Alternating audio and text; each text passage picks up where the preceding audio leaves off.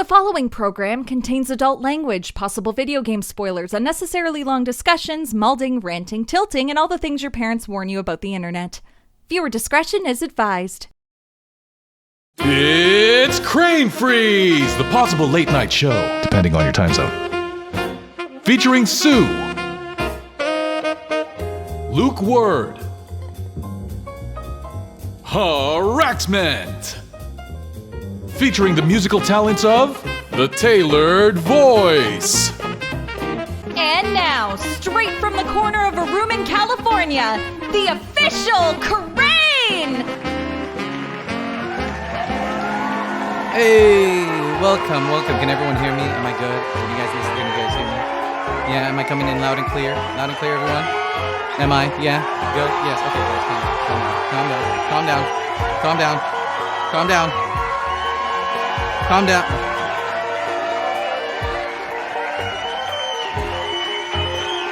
Gotta do the Shaq dance. Yes. Yes, I actually tried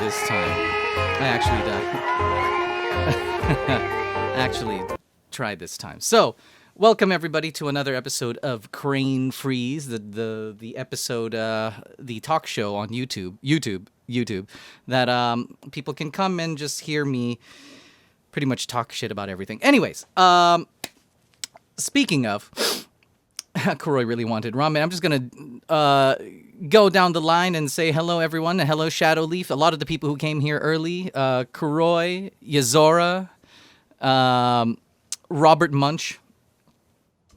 I don't know if the 22 is supposed to be indicative, but I don't want to say anything.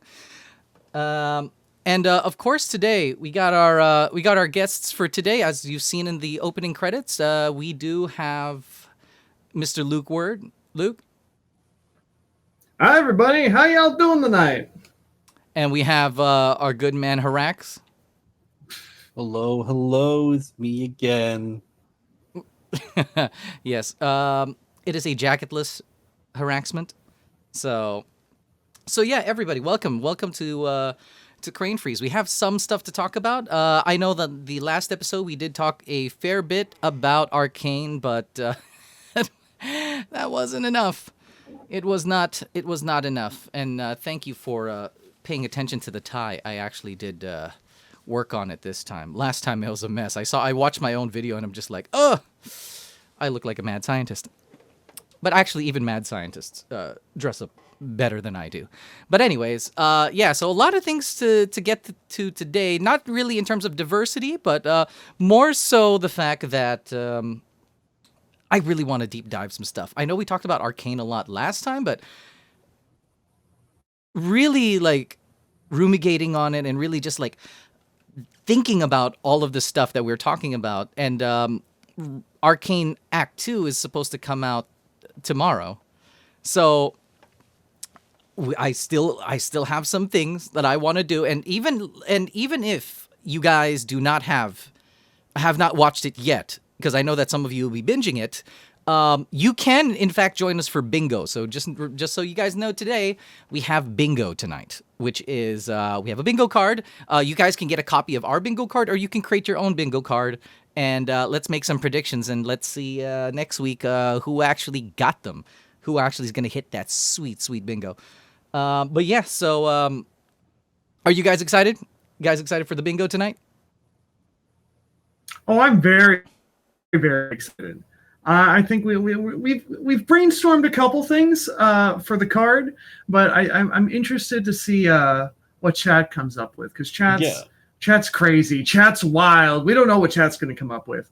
Mm-hmm. Yeah, we've decided that we're all in this together, and all the ideas for these bingo cards aren't just going to be supplied by us, but we're going to involve Chat as well. Oh, most deaf. Welcome to the chat, Mr. Ching Lu. Don't worry to put the most random, most out there ideas. No, in fact, if you have a hot take, one of our rules is that if you have a hot take, you can have like a whole line that is just that so you can get nothing right, but if you get that thing right, then you know, and it has to be something like Jinx is actually a Yordle, or some hot take like that. Baron shows up and kills everyone. That, I don't know, that might actually be likely. It comes out of the river of Pilt, so that would be really exciting. Chaos. I must kill chaos. But all right, so we got. I'm doing well. Could be better. Usually, I know for a lot of people, especially you working folks, those of you who have regular jobs, Fridays are usually really great for you. It's not. Fridays aren't really Thank you necessarily so much great for for me. subscribing. Aw, thank you for the subscription. All right, well, going on to it, we have some news before we get to all the arcane stuff. Because trust me, we're gonna be hammering that for a while. We have some news here for and some new developments that are happening like all around with things like popular culture, other games, media, and all of that stuff. So let's bring up our first card, and we have this now. Correct me if I'm wrong, Luke, but this here is that Marvel dropped some of their titles that they're going to use for, what is this, like Disney Thank Plus? you so much for subscribing. Yeah. So Marvel announced very, very recently a whole swath of new shows that they're planning to throw up on Disney Plus in the coming years. And there were definitely some big surprises in there. And this graphic doesn't even list, like there's a couple missing ones in there. Like we have Hawkeye, which debuts in a few days, a week or two. It's very close to debuting. I forget the actual release date, but it's very, very close. We also don't have War Machine's Armor Wars on this graphic. But like this shows like there's some stuff we were expecting. Like we knew about Moon Knight. We knew about Miss Marvel. We knew about Secret Invasion. We even knew about What If Season 2 because What If Season 1 did very well. But there's something that like X-Men 97, a continuation of the 90s X-Men cartoon. Oh, wait. You said a Agatha Harkness continuation? getting a spin-off. Wait. You It said is a a continuation? continuation. It is a continuation of the 90s cartoon. It is not a new show. It is a sequel to that show. What? And it's going to be animated in a similar to a very, very similar style as well. And they're also getting back a lot of the original voice actors as well. Yeah, on top of this, isn't both Echo and Agatha completely new announcements? Like I didn't hear about these until today, me personally. I think we heard murmurs of like a WandaVision sort of spin-off or sequel season. And I feel like Agatha House of Harkness is what that show is. And then what was the other one? Echo? I vaguely remember hearing about a spin-off about Echo. I could be just misremembering, but it is surprising that Echo is getting an announced show before Hawkeye is even out because she is a character in Hawkeye.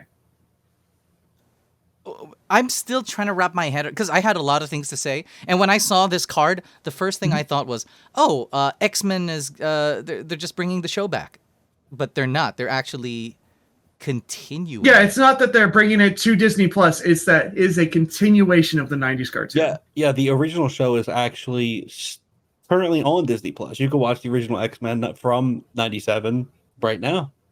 What the hell happened to your beanie? Did you do a swapperoo? He brought attention to it. I was like, what? I don't know what you're talking about. Actually, I have no clue. I don't know what you're talking about. What do you mean? It looks like the same one he was wearing earlier when the show started. I don't know what you're talking about. I'm glad I brought this up now because I was thinking to myself, man, I feel like if I was editing this, I'd be like, am I having like a Bernstein Bear sort of moment right now? Like, what the fuck is going on? Yeah, I'm just like, don't be like doing outfit changes and shit while I'm not looking. But anyways, if you're doing outfit changes, please let me watch.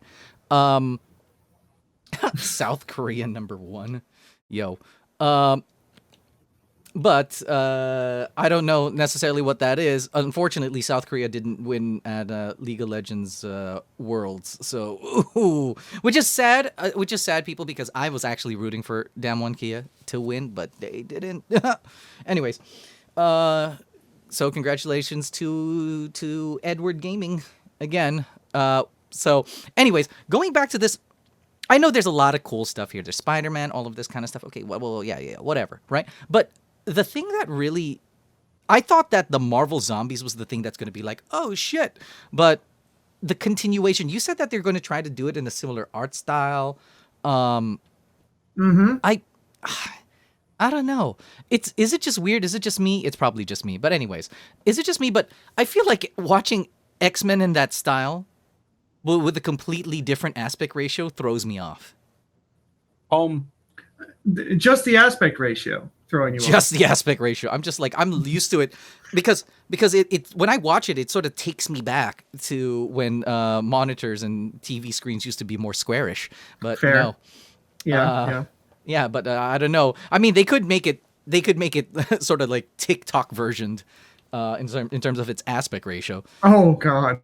But I hate that. let's not give Marvel any ideas. They're probably surveilling us right now anyways. Looking at this list, I think the thing I'm still the most excited for is She-Hulk. She-Hulk, I think She-Hulk I just think having a lead like She-Hulk seems really interesting to me. You know? Why? And we know it's going to be more of a courtroom procedural with comedy aspects. So it's definitely a standout from what other genres will be seen from these announcements. Aside from maybe I Am Groot.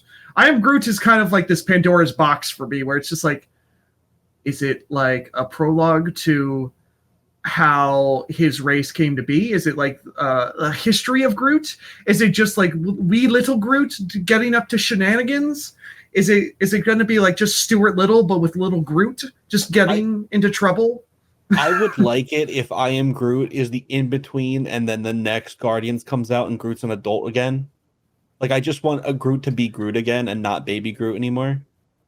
Well, yeah, because we do have teenager Groot, and we do know that we are getting the Guardians of the Galaxy Christmas special, which is going to be part of the whole Marvel Cinematic canon.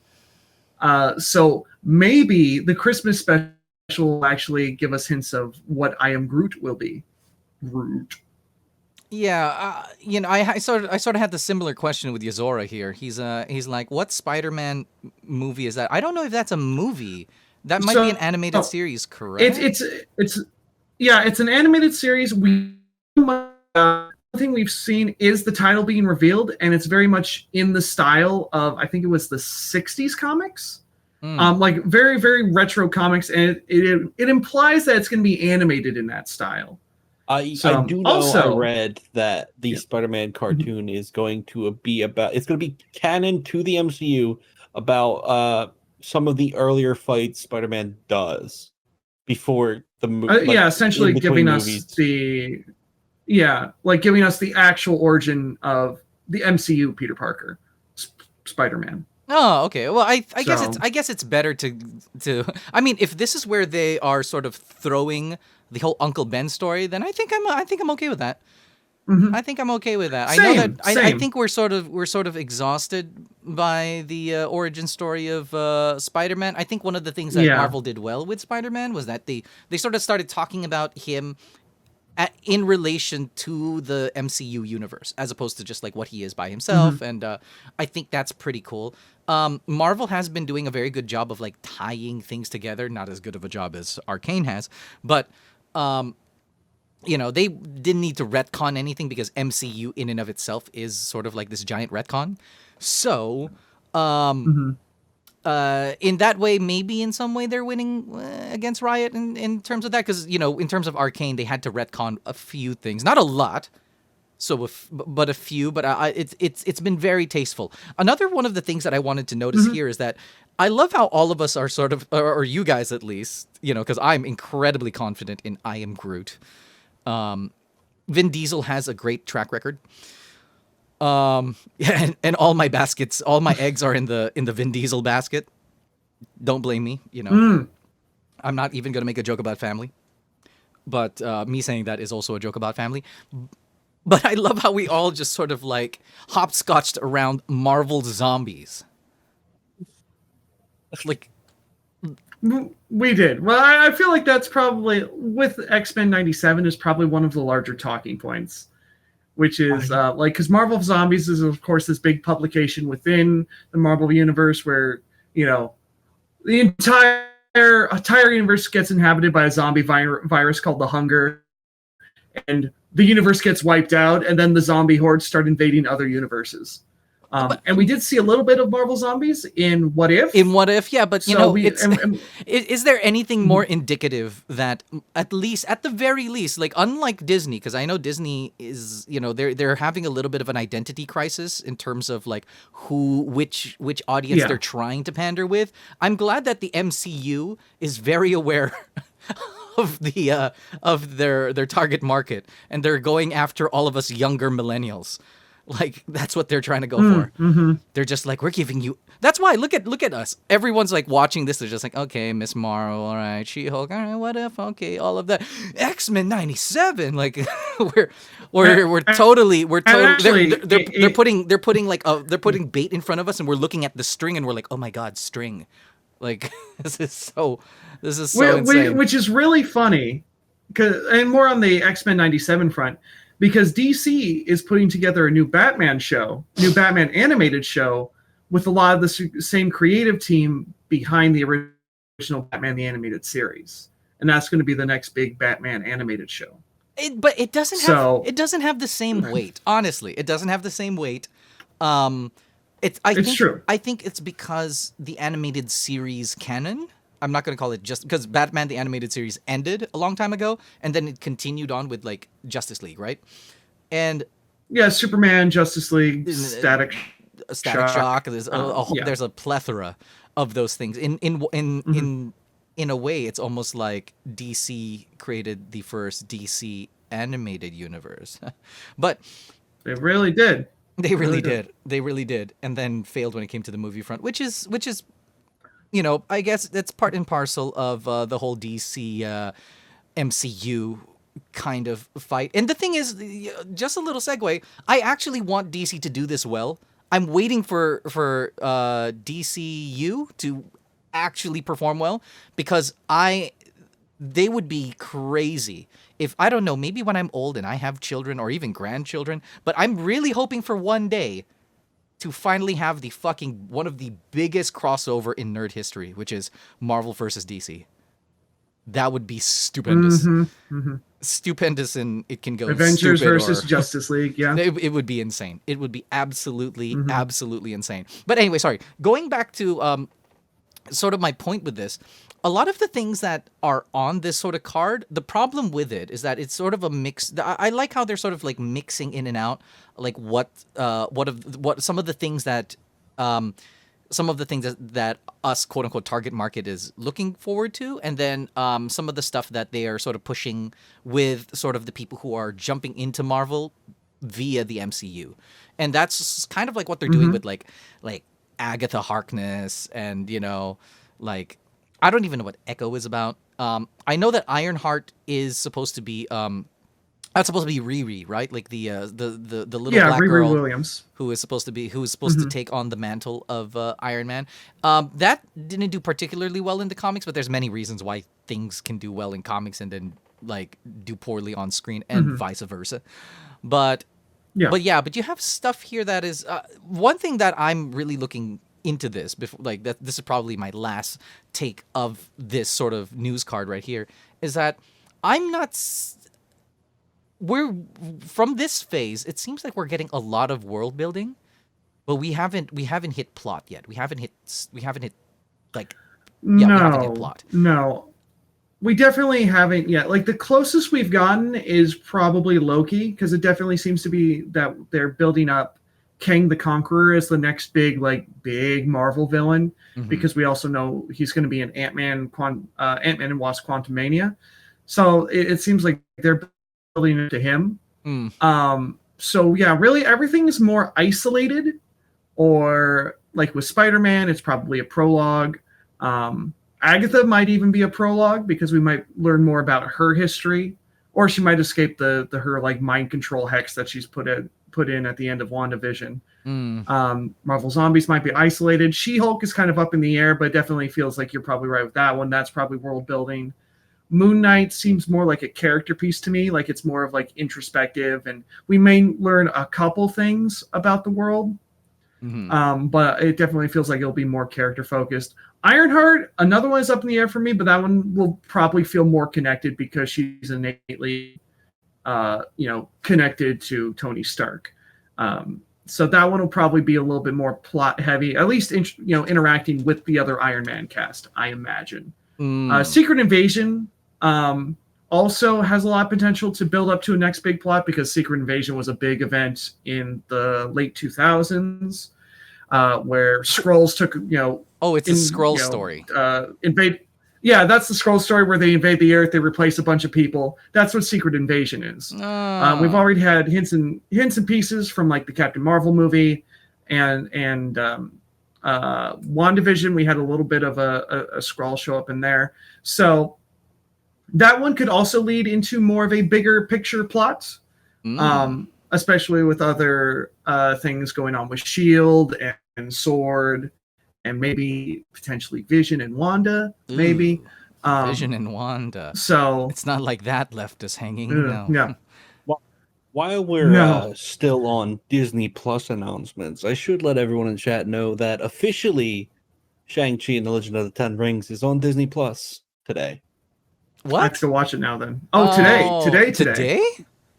I mean, it just I can finally dropped go on watch Disney it Plus now. today, so you can go watch it. And that's what I was doing for family night tonight, watching Shang-Chi. It's phenomenal. Absolutely great movie.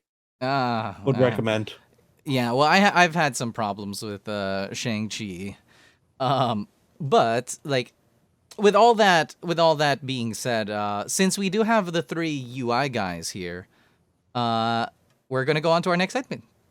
Let's welcome in the UI guys. Let's welcome in the UI guys. Being overly meticulous with HUD, they'll rant and rave just to entertain for you and I. Say hi to the UI guys. All right there. Yes, it is us, the UI guys, and what the hell? Harax, did you change your... No clue what you're talking about. Okay, this is a Berenstein moment sort of situation, isn't it? Because I'm just like completely lost on this. I'm like looking at you from this side of the screen. I'm just like, bro, you definitely changed your... There's something different about you. Did you get a haircut? No, you're... Did you get taller? Did you lose some weight? Yeah, Did you change your beard? You changed your beard, didn't you? Have you been using that thing people have been putting in their mouths to like get a stronger jaw? Have you been doing that? I have my own tactic at getting a stronger jaw. But no, we're talking about UI today. Oh, Bazinga! Okay, all right. I'm not going to. It's obviously putting jerky in your mouth. Obviously, it goes with the whole Haraxmant thing. He's just like lots of chewing gum. That's the secret. Lots of chewing gum. Sure. That's what she called it too. Anyways, because it's that small. Well, in sort of preparation for a lot of this, the thing that we're going to take a look at today, the UI we're going to take a look at today. By the way, for those, because the last time we had this segment, people were asking, they're like, Crane, what is UI? And UI actually stands for user interface. Now, it's pretty much the way that the game communicates with you. And they'd usually do that through graphics or, a lot of these, like, what do you call this?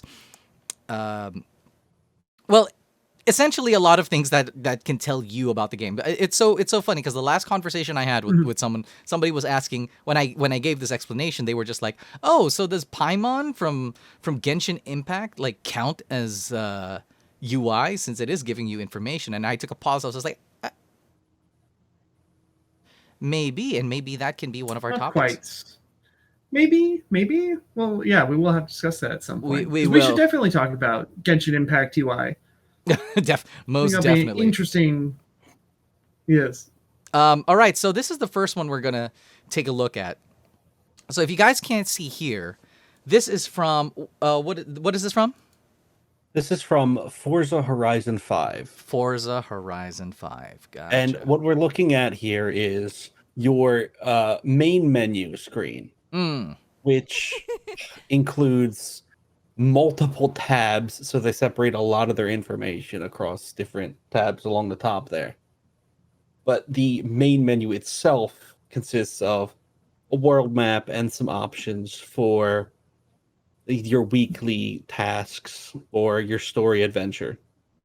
Interesting. Okay, so right off the bat, it looks like a website. It does. It does look like this. It looks like this looks like great format for social media. If you can social shrink media, it down or here, I would even say, yeah, right. If you can shrink it down, I can actually point out some of the information it tells you on the screen, because there's some stuff along the top that's actually relevant. Okay, so I can actually blow this up, put this all the way in the top right here. I can just put this all the way here to the top. And yeah, so run me through this. Like, what is going on here? Okay. So from top left to top right, the things along the top of the board are my level, my name with my avatar, what class my car is. B, 700 is its allocation. If it goes to 701, it becomes an A class. So 700.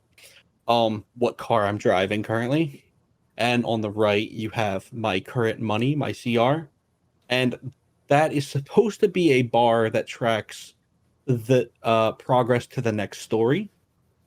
But I already have it unlocked. I just didn't do it. Okay, so question. I have many. On the lower, so there's a lot of unlike the our last UI, which is we looked at Super Robot Wars 30. This one has a lot of negative space. It has a lot of it just has a lot of emptiness to it, which by the way, I'm not against. I think it looks pretty sleek. I don't really mind the colors so much. I feel like the colors are correct me if I'm wrong, but I feel like the colors are a little bit more picked because of theme. I think it's supposed to be more thematic of something. Is this sort of like the color combinations of the game? Does the game use a lot of these colors? Well, the general theme of Forza Horizon is, hey, it's a car festival. This one's being hosted in wherever. And I think the colors of the festival are primarily this pink color and the light blue. Okay. Is the light blue indication right there? Is it because you're sort of toggled on exit to desktop? Actually, I'm toggled onto world map, which does make it bigger. So the reason the square in the middle is bigger is because I'm highlighted over it, and the purple or the pink ring around it indicates that. Strange. Okay, so okay, because you need to give me some context on this. Does the world map look like that? But because right now you're telling me it's blown up, but does it look like that when you're not targeting it, when you're not toggled on it, or highlighting on it? If I click it, it would open up, and I would be able to scan around it and stuff. Okay, so all of these, in other words, before it was just, well, words, right? It looks exactly. It looks like. Does it look like that? Asking. Does it look like that? So I'm saying that the world map, when it's not being highlighted, does it look like that thing that says festival playlist? I think so. I can't remember, but I think you are right in that. I just started playing it this week, so memory. Okay. So does of the menu? So does it look? So it looks like festival playlist, and because you're highlighting it blows up, and it actually, the square actually changes graphic. Yes, I believe so. Okay. I mean, I guess that's kind of that's a way to make it so that it's sort of a space saver. So I guess that kind of works. Does it all go into the center? So if you click world map, does it go into the center, or because it does not. Oh, so that means that world map was always that always in the center. It was always in the center. So if I go click on Horizon Adventure, does it blow up? And then I can't see festival playlist anymore, or is it just? Yeah, if you click on Horizon Adventure, it takes you to a completely different screen. Okay. Okay. It says exit to desktop, so I'm guessing that I sort of got this right. It looks like a browser. because it essentially is a browser, or what they're trying to do is they're sort of trying to emulate like a smartphone app. That's what I would assume. I would assume this is supposed to be like a tablet in the new Teslas. Okay. Oh, okay. That, I guess that makes a little bit more sense. Okay, that makes a little bit more sense. I still think that it inherently has a lot of problems. The design of it, I think, is kind of nice. I think that it's kind of nice. Now, there's a lot of things that you can see here. Although there's a lot of space, there's a lot of things that you can see here, and they're not very indicative of anything. For example, like, so you said that your name over there in the upper left, that's Haraxmant, and that's supposed to be your level. Like, nobody, like, one look, you really wouldn't know if that's your level or not, right? Like, you really, like, I don't know. I don't understand what that is. It's also nice. Sorry, I'm like jumping around just because there's so much for me to see here. But there's not too many fonts, so that's good, because having too many fonts, this is a pain in the fucking ass.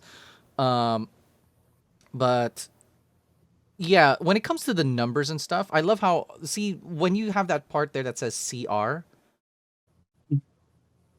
I don't understand necessarily like what that is, like what they're trying to do with this sort of. Yeah, I don't understand. Because with the credits, you have the thing that says credits, right? Like CR is at least indicative of credits. But then here, I don't understand why you can't do that with level. And I don't understand why you can't do that with this thing that says B. Like, I don't understand why that is. If you knew how the classes worked, that B would make more sense. But I do completely agree with the level, at least. Like, the level does not need to be displayed that way. Or it doesn't need to be bronze, since I just hit level 100 in-game. Oh, so that changes color. Mm-hmm. Interesting. And the B, if it became an A class, the A class color is red instead of orange. Okay. Okay. They have a lot of changing color things. So all right. Luke, what do you think? It definitely looks like a like travel brochure website. Like, come visit beautiful Mexico. And then it's very sort of like current age website design, or travel app or something of that nature. So everything's very readable. But it does also feel very empty. Like, there is a lot of negative space in there. If you want to see empty, you should see the other screen I provided you. This thing has nothing on it.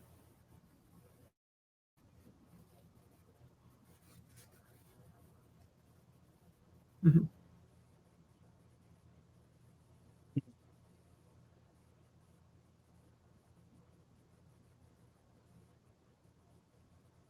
Yeah. Mm-hmm. Like, it's definitely information for, as long as the player knows, then it's fine. But that's not necessarily, like, for the outside viewer. Oh, let me repeat that, because I was muted. It's not as clear. Muted. I was saying that. As I don't necessarily have a problem with not having a lot of UIs, especially if it's not needed. So if you look at a game like are you guys familiar with the game called Little Nightmares? I think so. Yes. Okay. It's sort of supposed to be like a very horror sort of Tim Burton style game, and in that game it has zero UI, or zero UI, and that's absolutely perfect for the game. Like, if you showed me the UI of that game and I saw that there was nothing in it, I'd be like, that is absolutely fucking perfect for it. Like, that is the best UI. But Mike, the thing that I said that people here weren't mentioning, or didn't hear me say, because I was muted, was that when it comes to this, there's a lot of info, but it's almost like I need info on the info. So go on. I was going to say that it's very much true. Like, if you asked me what festival playlist is, I'd be like, oh, that's something they explained to you earlier in the game. All of this is like locked until playing the game unlocks it. Which, that's not a bad idea. Like, I'm not against the idea of the game gating things from you, because like the menu's not relevant to actually learn about what that menu is. Yeah, I mean, that's one of the problems that I had. I know we're talking about Forza. This is supposed to be a racing game. But when I was playing a lot of MMORPGs, when I went on my sort of Steam run of all of the MMOs that I could pretty much get my hands on, that was one of the big problems I had. You had like this big tutorial section, and then after the tutorial section, right after that, they're just like, okay, now you picked your color. Now you know a little bit about the story. You have a little bit of the prologue. You know what the story is. You pretty much, we taught you how to play the game. Okay, bam, then everything fucking opens up. Like the screen goes bam, chat, and then you can read everybody's chat. Like everybody in the world server is there, and then they're throwing items at you that you have no idea what is about. They have all of these screens that say crafting and gathering, and you don't even know. Like the only thing you learned was how to move and how to attack things and target and look up and press Q for quest. I don't know, something like that. So I'm not against gating. I think that that's one of the things I like about Final Fantasy 14. See how we went there? Oh, by the way, speaking of Final Fantasy 14, if you guys, if my viewers here would like to spend some craneberries, go check out the craneberries. Check out the redeem section, and there's a couple of new redeems there. So and just feel free to use it. Feel free to use them. Anyways, I'm gonna look during stream. But Final Fantasy 14 does a great job of like gating things from you before you even know how to use them. So you'd actually have to unlock them. So if this game is doing that, then I'm all for it. I guess in that sense, it's not as bad as I thought it would be, because if the only way to unlock those things, oh my god, is my alert working? Happy birthday. It's supposed to be this one. Happy birthday! Okay, cool. There it is. It was just lagged a little bit. But if the game is actually gating you, then it gives you a little bit more information. Now, wait. Before I continue on that positive note, the negative note is this. The problem with this setup is that when you come back to the game, after a while, you're lost. Like, this is... Yeah. You are completely lost. I experienced that recently. I had to play Devil May Cry because, like, I was going to shoot some stuff from it.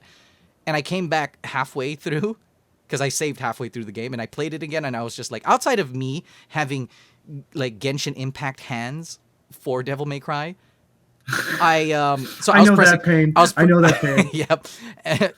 The problem I had was I was looking at the UI and I'm just like, what? That's our line. The fuck is going on? Like, what on earth? The fuck does any of this mean? What does any of this mean? I don't know anything here. Yeah, and that just like that completely ruins me. So we come back to Forza and like, the fuck is a car? I don't what game? That's too much. I don't know what the fuck a car means. What's a Subaru? So Forza is very much like that, like 100%. If you came back to Forza after a while, you'd be like, oh, that's right. This isn't just a racing game. There's like weekly changing seasons. Is it a wet season? Is it a dry season? Are there going to be storms around? There's stuff to do in each season that will unlock better cars for you if you want to unlock them just by like percentage of the week done type stuff. It is packed. It is a racing game packed with mini games for racing. Subaru. Don't ask Subaru. Don't ask for an outfit where she's a car, please.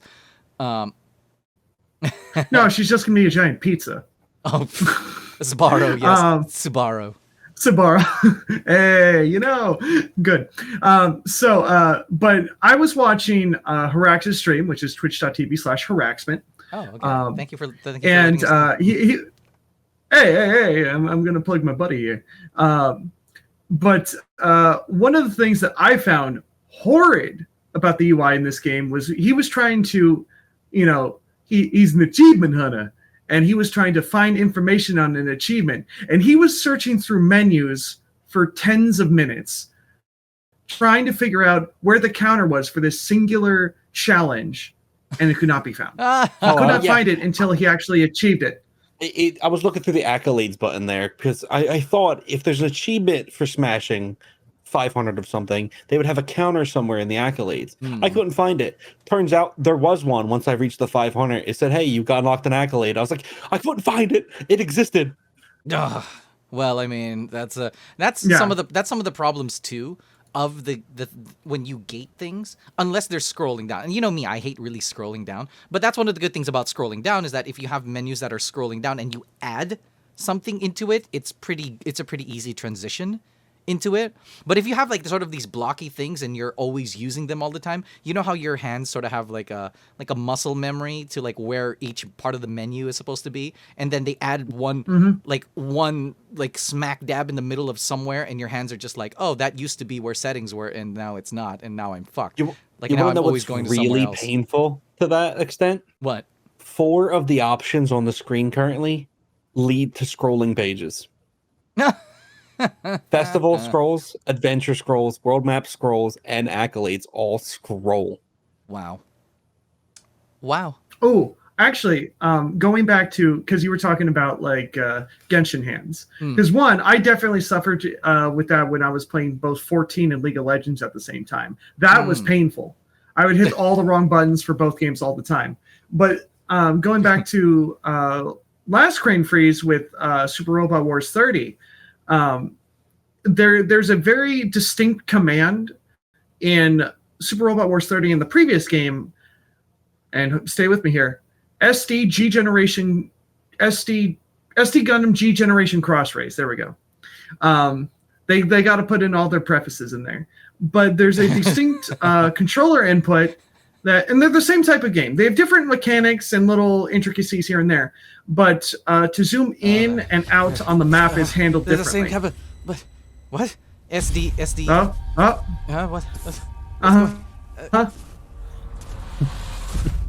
SD stands for super deformed, where they're all cute and have fat heads. Us trying to figure out the name of all these Gundam games. Luckily, it's only the first one that's been officially released. You just strung a bunch of weeb words in and yeah. I got lost. I'll just say Cross Race. We'll call it Gundam Cross Race. Okay, How's Gundam that? Cross Race. Okay, that make more sense? Yes, thank you. Gundam Cross Race and Super Robot Wars. You had me at race.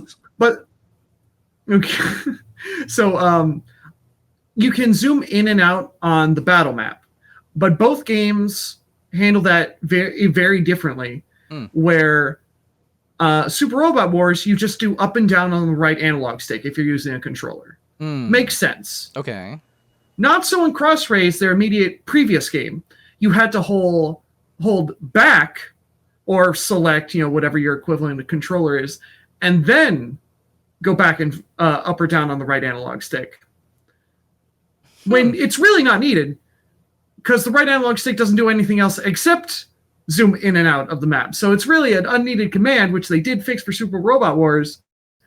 But I've noticed that in my stream, when I did do a little bit of off-stream like Cross Race, I was like, I'm not quite ready to go to bed. I'll go back into that game for a little bit because I'm saving the other game for the stream.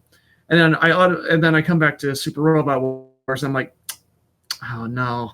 I got Cross Race hands now. Yeah, yep. Even in just menu management strategy RPGs, it can happen. Yep. And it's frustrating as all hell. And that is actually the reason why, by the way, that is actually one of the reasons why scrolling, especially for games that have controls, that use controllers, to me, that is one of the advantages of having games that have scrolling menus, is because that it doesn't fuck with your muscle memory when a lot of that happens. It fucks with your muscle memory the least, I believe. But if, like, you remember the thing about Genshin hands, if you hold the L1 and then it brings up the menu and it's a circular menu and you have to press it, all of a sudden you do that and you're using the controller and you go to Final Fantasy 14 and you're absolutely fucked. I hate Genshin's UI. I absolutely hate Genshin's UI. Is there anything more you would like to ask or know about this UI? No, I want to move on to this one. What the hell is this? Okay, so this is the one where this is you actually playing, like, right? Oh yeah, this is me just entering game. The amount of UI you get, by the way, don't judge the graphics. I lowered it all the way down so it could run cleanly on stream. Jeez, this guy's like, all right, like you don't need to be so insecure, bro. Very pretty game. We're not trying to judge you, bro. Like, he's like, but, by the way, that's not my actual resolution, guys. You have don't worry about it. It's a lot bigger. It's a lot bigger in my room. You have 3 bits of information on the screen with a possible floor. And this is very simple. You have your speedometer on the bottom right, which I don't have I have a digital, not analog.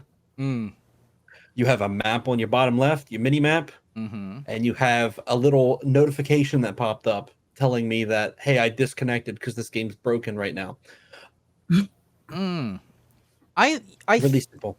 I think usually for me, I do like it when it's because I don't play racing games that I do like it when you have your little mini map sort of above. However, I do understand, because I also drive cars, is that for a lot of the racing games, they try their best to put a lot of their UI on the bottom because that's kind of sort of the quote-unquote, what is this? Dashboard? The integration of sort of the dashboard, right? Where your dashboard is supposed to be your UI in real life. So I think that's kind of like what they're doing. Would you say that's fair? I think that's completely accurate because even if that was an analog speedometer, it would match it so well too because it's rounded. There are a few bits of UI missing from this screenshot. I have two examples. One is when you're like smashing stuff, you get skill points, and that would pop up right about the same place as that notification up there. Right about? Not it doesn't. Yeah. Okay. Well, they don't normally pop up at the same time is why. Okay. And the second bit of UI that's missing here is if you have a designated destination and you're speeding and a big turn is coming up, it'll give you red arrows and a line to follow around the corner. Okay. Well, so, I think that's sort of part and parcel of these kinds of games anyways. So I think that's sort of fine. I think one problem that I have with this is, in fact, the Dynasty Warriors problem, right? The Dynasty Warriors. No, it popped when you brought it up. Yeah, like the sort of event queue. Yeah. Yeah. Yeah, and I think what it should be, it's fine if it pops up over there because what they're trying to do is they're quote unquote they're trying to keep your eyes on the road. But I think it would be nice that if they did have something like a feed or a queue like on the lower right, that you can just sort of glance and know that that's what happened. I don't know how important that information is, but when it comes to big UI, or when it comes to games where a lot of the things that you're watching has like there's too much action, right? Like for example, Dynasty Warriors, or a racing game, obviously, because you have to pay attention to literally everything that's on screen. When it comes to something like that, a lot of these notifications can literally, well, I guess quite literally, fly in the face of your UI and then just disappear, and you have no idea what fucking happened. So I think they should have a queue. I think a lot of games have suffered from not implementing a queue like that, or implementing sort of like a feed. I agree. Yeah, so I think that's one of the bigger problems of this. I actually do. One thing that I have enjoyed with all of this is I do like the coloring because of the notification, because it's not really something that you would see just driving around unless there are flags or whatever. But I do think that it does a proper job of standing out. Another thing is another thing that's good about this is that you have everything's very sleek, and it's almost like the game wants you to see as they're trying their best not to impede your vision. And I think that's a pretty good way to go in terms of like all of this. So I mean, what any last thoughts on this, guys? I just wanted to put this out because there wasn't much to see, but of course, obviously, Crane has a lot to say because I can't shut the fuck up. But go ahead. No, I think you hit a lot of good points. I'm really glad you brought up the sort of like event queue, because my brain went to the exact same place, because that's a huge problem in the Warriors games, where it's like, you get sometimes you complete a level and you're sitting there for like 30-45 seconds waiting for characters to get through their dialogue so the level can actually end. Here it's less of an issue because it's like, oh, you ran over a cactus, you got like a point, or oh, you hit a car, you got like a point. So it's not as big of a factor. It's not like character dialogue is like stacked waiting to happen. But yeah, definitely some sort of like kind of like how we have Twitch chat over there, how where we do have just like this information feed, and if it doesn't update, it like fades from the screen. I think that would be like something like that. I think that's one of the things that a lot of new UI is implementing now, is that when the characters are inactive or you're not doing anything that requires the information actually goes away. So I think that's really sleek.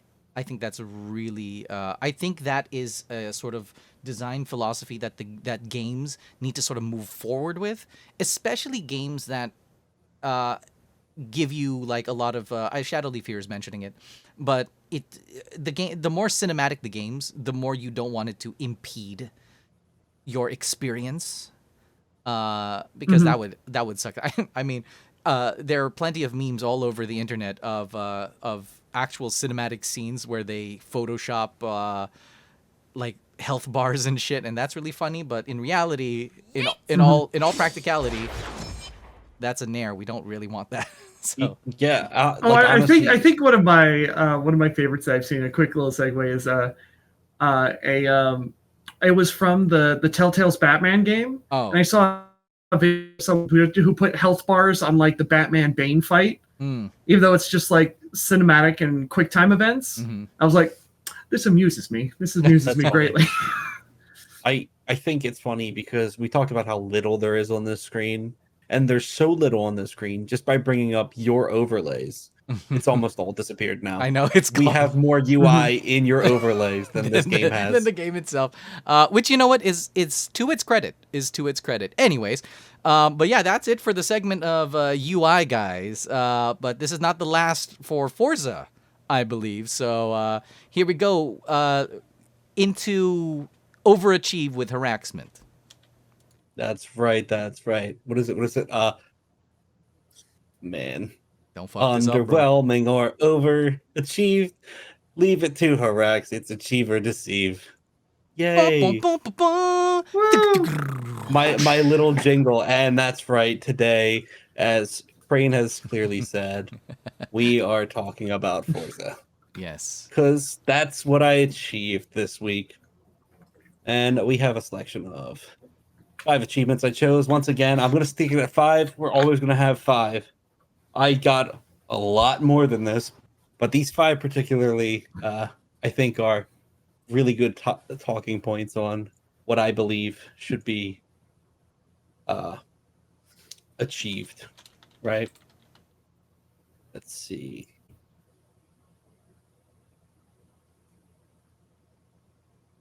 Uh-oh. Got a little messy here, but here we go. First one up is an achievement called Stunning Photography. Take a photo during a tropical storm.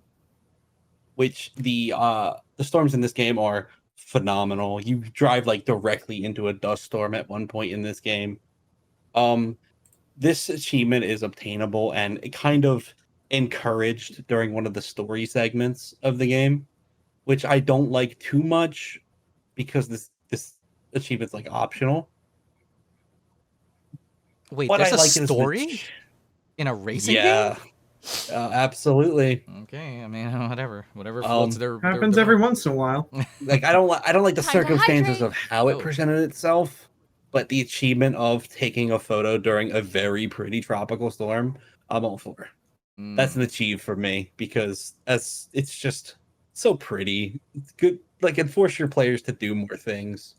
Now I will say because I know I've seen this in your previous game and I've seen in your streams that you do have to compile several pictures of several cars for achievements. Correct. Yes. There's an achievement for 200 pictures of 200 different cars. There's 500 in the game, so it's not that big a deal. Okay. But yeah, so it's not necessarily an achievement that teaches you that, like, hey, a photo mode exists, which is something that it's like, okay, it's an achievement that teaches you a mechanic. And it's kind of that, and if it stayed there, I think I'd be okay with it. But the fact is like, all right, we'll take pictures of so many cars. And I know you're not a big fan of those do blank 400,000 times. Yeah. Which I am also in that boat. In a little bit. Our next achievement here is called Mikasa. You want to guess what that achievement's for? Do you buy a house? You buy a house. Unlock the What? first player house. Hey! There's 7 in the game. And it's kind of, again, enforced through the story, but buying your first player house is a win for me. I like it. It's just a good achievement to have. You're like, hey, I got a little further in. I did something for the first time that I'm going to do multiple times. That kind of thing. I like it. Interesting. Achievement number 3. This one's called Front Runner. It's finishing 5 race events ahead of all the AI. To be specific, this is Horizon Tour races, and the AI in these modes are more difficult than normal, and you're racing with other players. I like the idea of saying, hey, you beat all the AI. But this one's a deceive for me. Why? Because it's telling you to do it 5 times. Like, it's the concept of, hey, I did it. Now I need to do it 4 more times. Is there anything to be gained from that, though? Or is it just for the achievement? I don't think there's anything really to be gained from it. Like, you can even win these races without beating the AI. Like, your partner could be ahead of all the AI. You don't get the achievement progress, but you still win the race because your team did better than them. So, like, if you did it once, I'd see it as good achievement. I like that. But because they ask you to do it 5 times, I'm like, what's the point of the 5? Well, yeah, I don't like achievements where they just go like, okay, we'll do this for the sake of. It's like, man, really? There's an achievement for this one's not on the list, but there's an achievement for beating all the AI 5 times with the AI being on the hardest difficulty. Well, that doesn't sound too bad though. Like, that one sounds better, right? yes, that doesn't sound weird. That doesn't sound bad. Actually, Yeah, like this one definitely sounds like way more like hyper specific. So having to do like a very specific task 5 times instead of just doing like a thing that good at the game and you do that 5 times, that definitely feels better. Yeah. So this is not just for its own sake. But go on. Let's talk about this one. What is that? All right, let's talk about number 4. The achievement is called Chicken Dinner. I thought this was 5. That's 5. Oh, that's 4. Okay, got it. Okay. There was a bonus one. Oh, okay. Sorry. Achievement's I'm called not a Chicken math Dinner. Asian. It's cool. I have to win my first game of Eliminator. What the hell is Eliminator? And that's why it's called. Luke knows notoriously about this specific achievement because I spent 10 hours grinding trying to get it. Only this. Eliminator is a game mode where they take cars and they put them in a battle royale game mode. You drop in with a very slow beetle. You pick up faster cars from car drops. You one-on-one race other people to upgrade your car to a faster car. Really, really simple. On paper, Eliminator is fantastic. Oh, I literally thought that just by the name of it, I was like, man, I thought this was going to go all twisted metal. Yeah. You can destroy each other. Unfortunately, 50 people drop in at the same time. Unfortunately, the game is super glitchy and buggy, and sometimes you can't even challenge other people right now. This is PvP. This is PvP, yeah. Oh, well, you're and fucked. Because 50 people drop in, you have a 2% chance of being the first person to win, which is everyone get eliminated. The last 7 or 8 people all race to one destination at the same time. With closing storm, it's a BR. I don't know about you. I don't know about you, but for me, I guess, as a general rule, I don't like it when achievements have to be gotten online. Oh, I agree. I hate it. But Forza is, for the most part, an online game. Okay. In which case, I find it okay for online games to require online achievements. And this might surprise you, even though I grinded this for 10 hours and I absolutely hate the Eliminator as a game mode, I like this achievement. Oh, okay. All right. Because it is an achievement that requires me to win one eliminator. Just once. I got it. And not did like it. 5 or 10. I walked away. I did it, walked away. Cool. All right. Interesting. And Never have to touch the mode ever again. I can never be an achievement hunter. Go ahead. Go on. and finally, this one is called Cactus Makes Perfect. Oh, Shadow Shadowleaf's gonna love that one. I think I actually told her that at one point. Really? Yes. Cactus Makes Perfect. Achievement where I have to smash 500 cactus during the wet season, which is 1 week. In Cacti. 1 week span, it's a wet season. Oh, it says cactus even in the achievement. I'm reading it as it's stated. Oh, then it's an instant loss then. Instant loss. Oh, so I couldn't find the counter. If there is the counter, I couldn't find it. Smashing 100 cacti was actually a thing I had to do for this week anyway. So I smashed the 100, and I said, you know what, fine, I'll do the other 400 right now. This one's really easy. This one's so easy. So See. I knew it. The one with 500. the one with the cactus sucks. This took me about 20 That was a pun, minutes by the of way. doing. Because they're all succulents. Anyways. It may be a deceive, but it'll quench you. It's the quenchiest. No, it's a deceive. It's a deceive. Don't make me do something 500 times. That's tedious, and like it took me 2 seconds to do it, but I had to then turn around, hit a different cactus, and they're all over the place. But I had to sit there for 20 minutes doing nothing but this. It does seem like a little bit of a problem in terms of its philosophy, but I mean that's it. Any final words for overachieved? 10 hours. I still gave it a thumbs up. I hate it.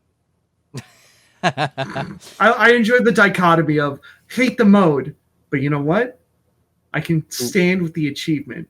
I like what it represents. The mode sucks. And that's it. Well, I mean, good job though, because I don't really have the patience for driving games. I don't know what it is. I guess I'm not that into cars. I really am. I'm really not. I'm more into girls, but cars are fine. So when there's a car show, you know why I'm there. It's not for the. It's not so for the you're things into I go- half of the Fast and Furious franchise. Yes, the Fast and Furious franchise knows. I'm there for the furious part. Yes. The furious part there means furious boners that all the characters are giving people. Anyways, but yeah, I love how Shadow Leaf's just like that's valid. It sure is. Now, moving on to the next part of our news. We don't have too much news for today, but this one sort of hits home. This one hits home. Oh, Shadowleaf. She's like, I'm bi. I get it. Yeah. Me too. Do you know that? Do you know that I'm also bi? Yes. I'm bisexual. If I can't get it, I buy it. Anyways. There it is. There it is. There it is. I was just waiting for that joke to take over because I knew it was coming. Yeah. Yes. Yeah. Yeah, everyone's looking at me like, nah, this has got to be a joke. Crane's way too special. Yes. Karoy, you're special to Crane. You're special. You're different. Absolutely. Yes, I'm Karoy sexual. Anyways, aren't we all, really? Aren't we all? Speaking of sexual, this guy has a sexy voice. This guy is one of our men, one of our great well, I don't know if I can call him a UI guy, but he's definitely a Craniac. And this handsome devil here who makes me question my sexuality. If there's anyone's going to make me question my sexuality, it's this guy. And the character that he plays also makes me question my sexuality because he's a train. Yes. And our good man, Stephen Kelly, is now a voice actor in One Piece. So everyone, round of applause for him. By the way, we have an applause redeem, I believe. So yeah. Do we now? There it is. Finally. All things all things considered, sure, all those shoes. Yes, he's a filler character, and it's for 3 episodes, and it's a very small role villain, but he's got a devil fruit, and that's a thumbs up. He's got special powers in a One Piece character. No, you know what? You know, as a voice actor, right now, Steven has the best devil fruit of all, which is he's in the Funimation email audition listing.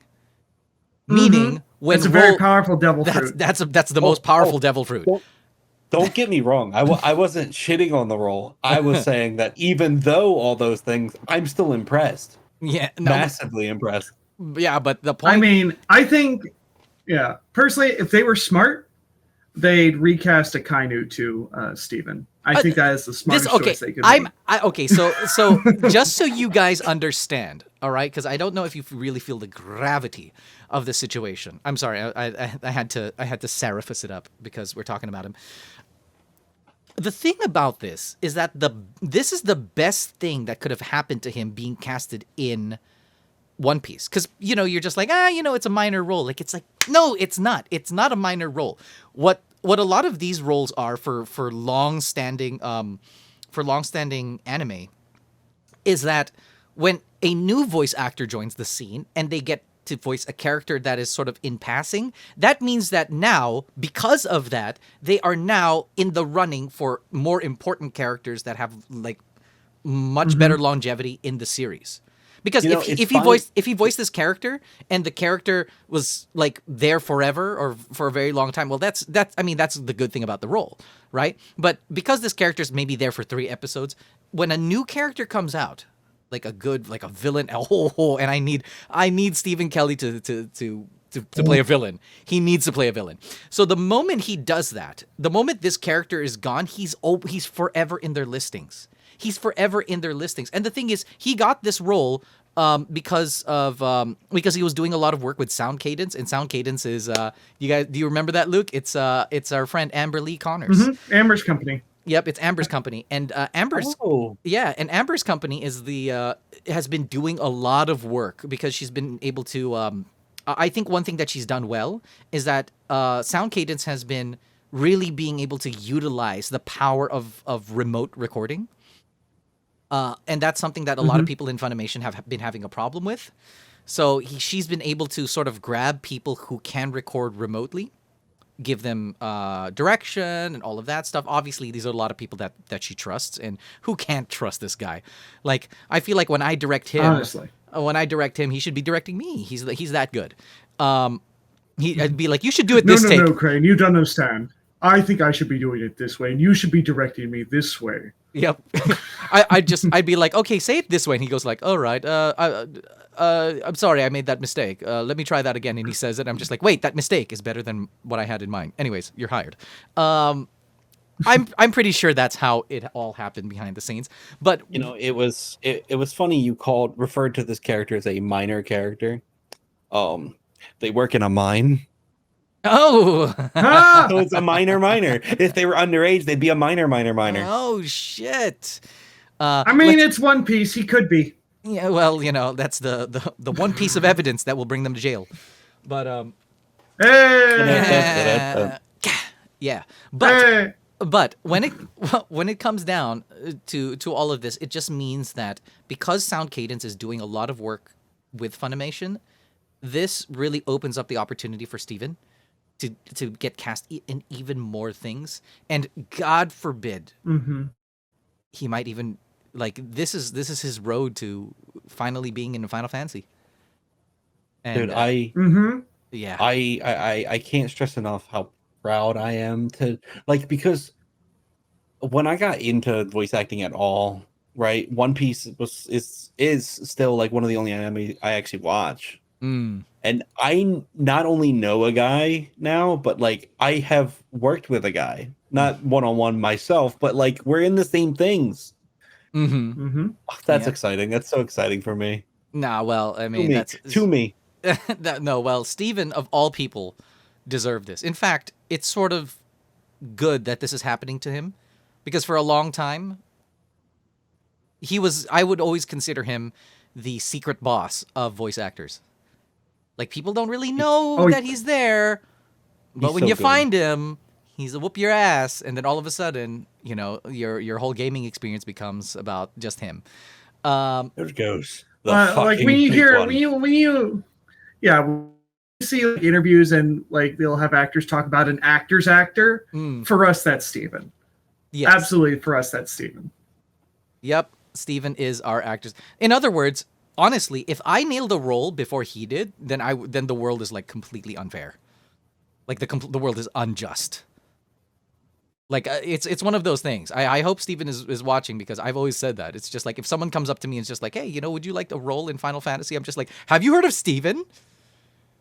Maybe you should talk to him first. Have you heard of Steven Kelly? Like, please, pass me up. He is the better choice here. Please. Yeah, no, it's you know, like I'd be passing up I'd be passing up like an opportunity, but you know, sometimes you got to do things to make the world right.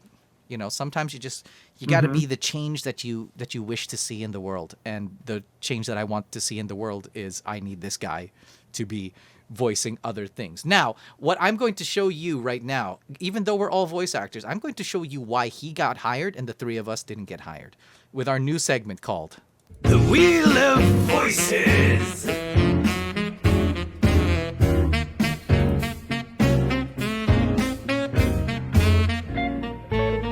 All right.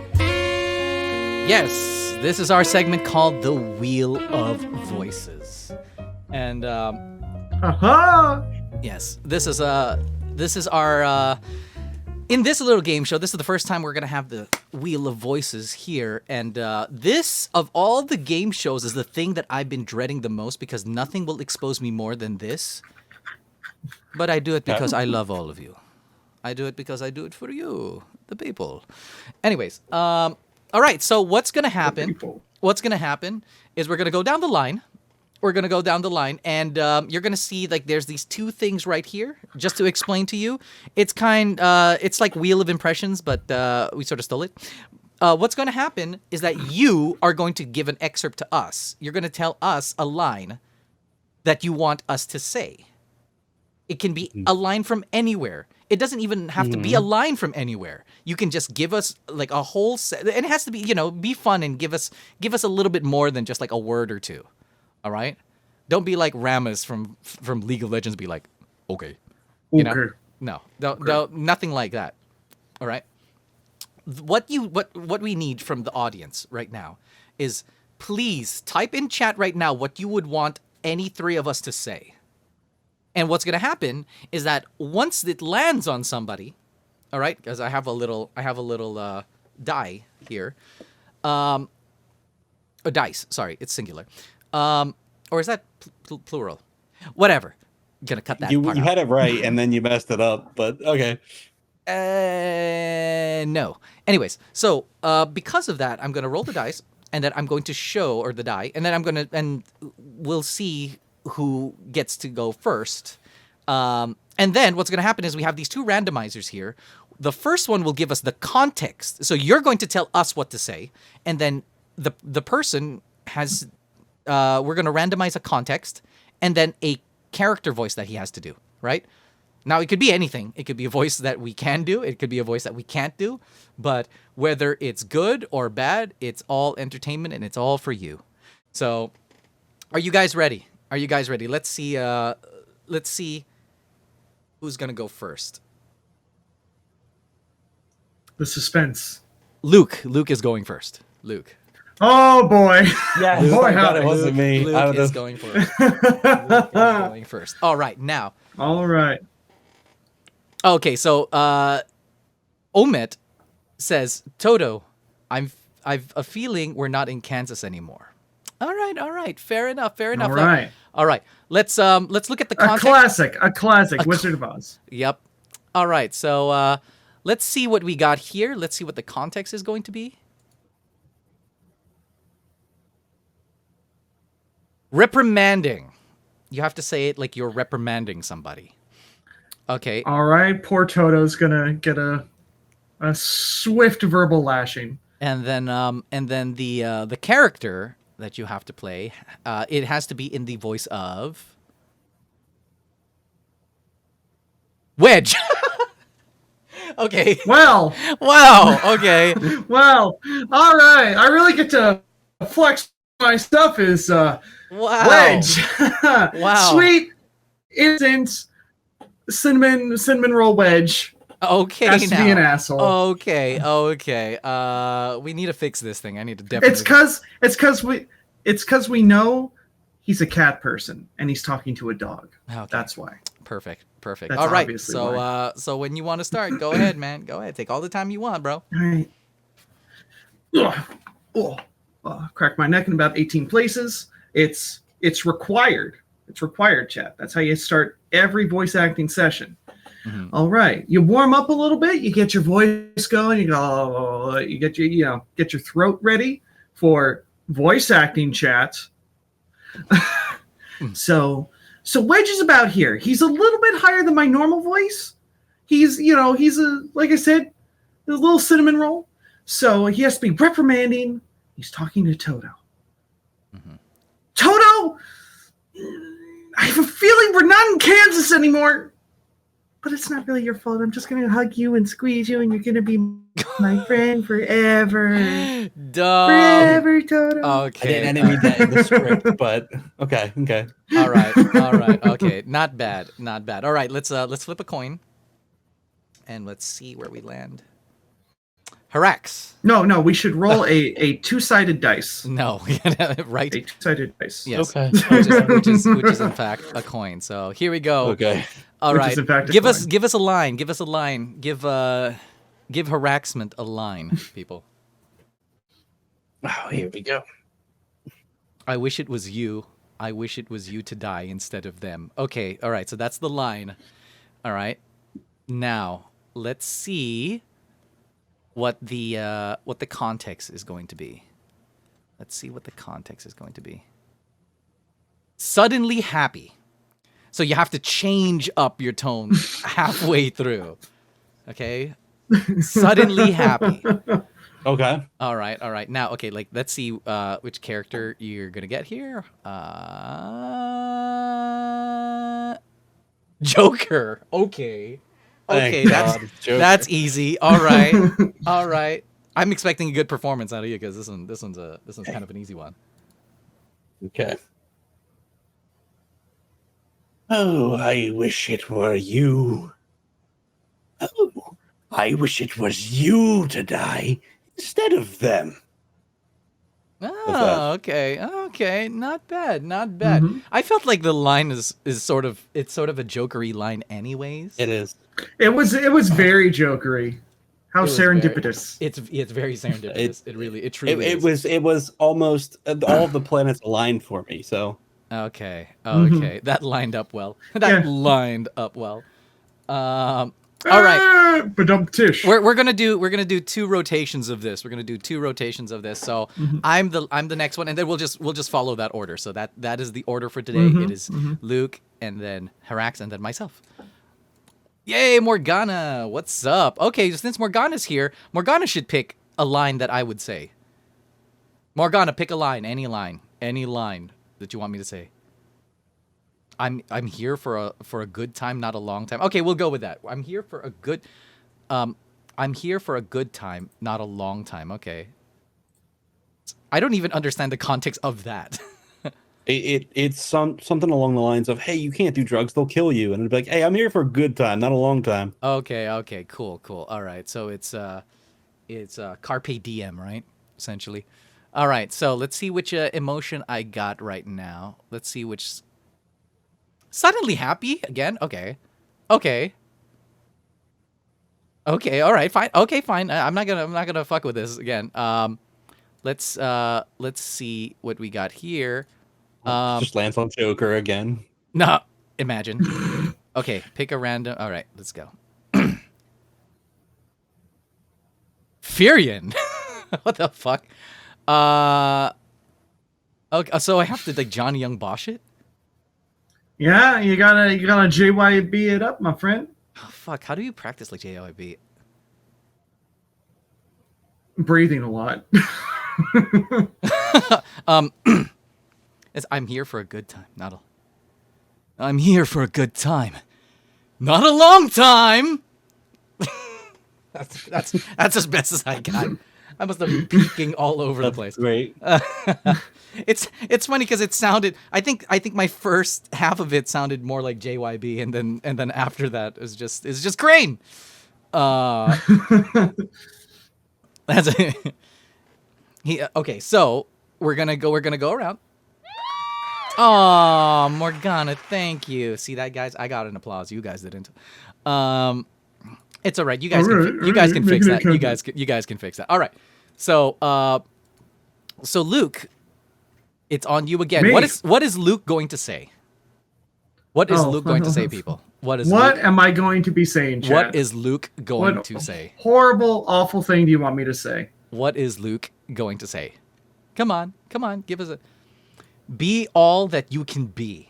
You guys can pick something longer, all right? Because it's some of these contexts is hard with just a line.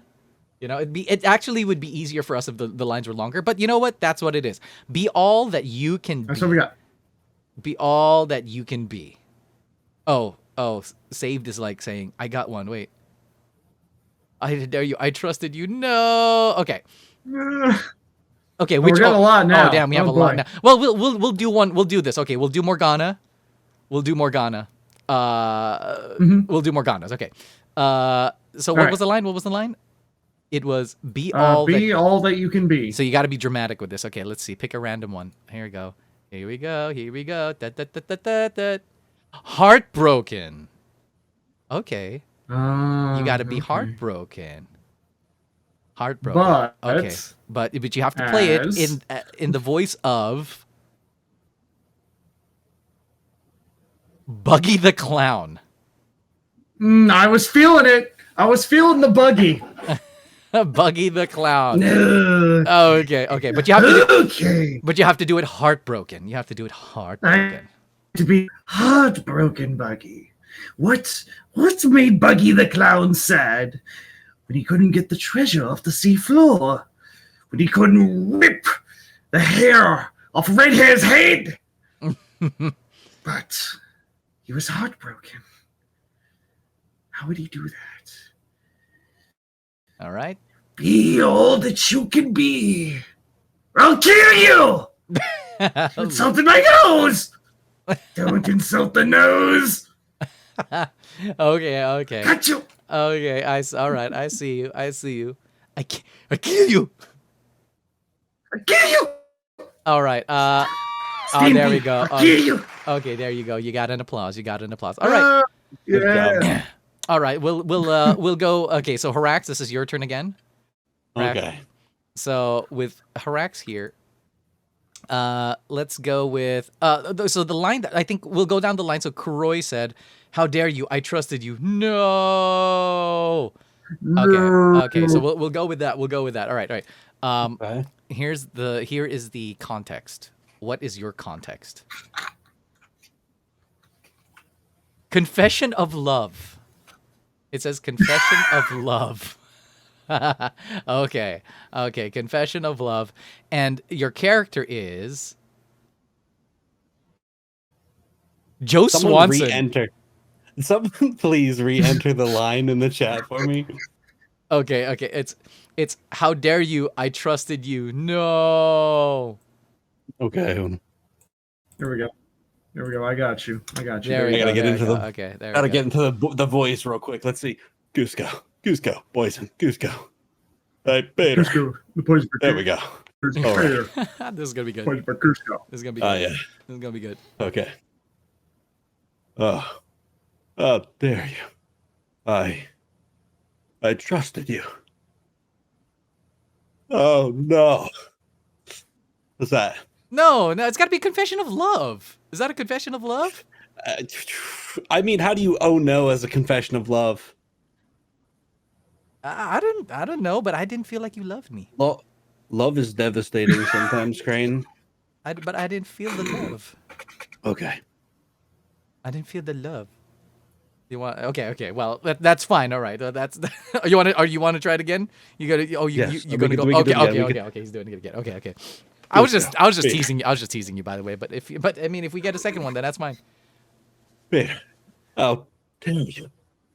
I trusted you. No. Is that better?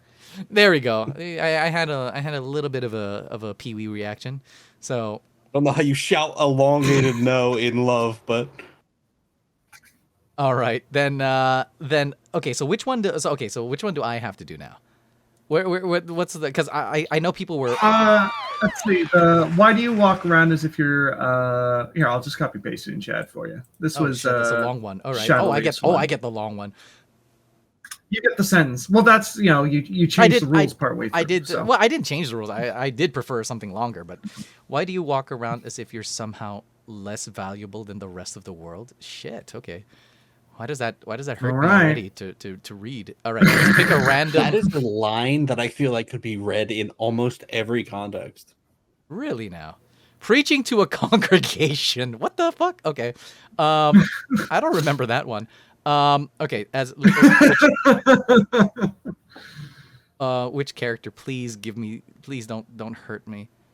Hojo. Okay. What a combination. What a combination. Okay, fuck. How am I gonna do this? Shit, wait.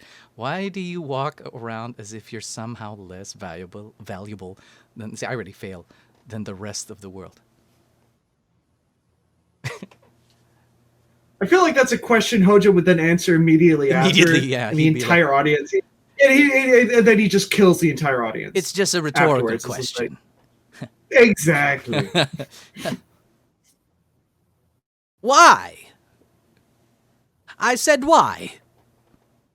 Do you walk around as if you're somehow less valuable than the rest of the world? That's it. That's all I got. That's all I got. That's all I got. I lost it after the. I lost at the why. I said why. I'm like, oh no. I was trying to. No. If I could just do the preaching to a congregation thing without the voice, I would be just like, what was the line? What was the line right there? It's a. Why do you walk around as if you're somehow less valuable than the rest of the world? Like, you know what I mean? It'd be like giving my preacher, but the double Y is a preacher, is in fact a sort of preacher thing. Yeah, so that's it. I'm sorry, I don't get an applause for that. I'm sorry, totally failed. You guys want to go one more round with this? We can. I think we can go one more round. You know what? I have something you can add to my list as well. It's happening. Too many things are happening. I'll write it in mod chat. Oh no! The maths. Let's add that to my list. But trying to tap in Martin Luther King. I was trying to do that. I really was. I had a dream that human species and four-legged things will come together in holy matrimony. But yes, okay, because I know that Saved asked for one that we didn't get to. It had something with the word fart in it. Oh, who, what, where, when, and why you fart like a fly. I don't even know where that's from. But well, I guess it'll be my line. But that is for you, Luke. That is for you. So Good luck, Luke. That is for you. All right. I'm gonna repost for myself so I can see it. There we go.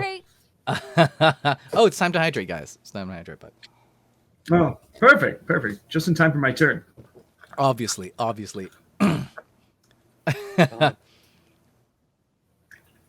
Now, let's see which one you're going to get. All right, so let's see which context we're going to get for Luke. Which context are we going to get for Luke? I do like Heartbroken. I think the funniest is we get a heartbroken. Okay. Again?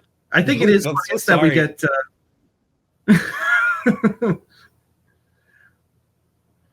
Okay, all right, so people are now giving us like meaty ones now. And the character, there we go. The character that you will try will be Wedge again? No. We got to change this. No, fuck this. Yeah. I knew it's gonna be Wedge. Okay, you knew it was gonna happen at some point. This is definitely rigged. We have more than two per person. Yes. Ninjor. Okay. I was not expecting Ninjor.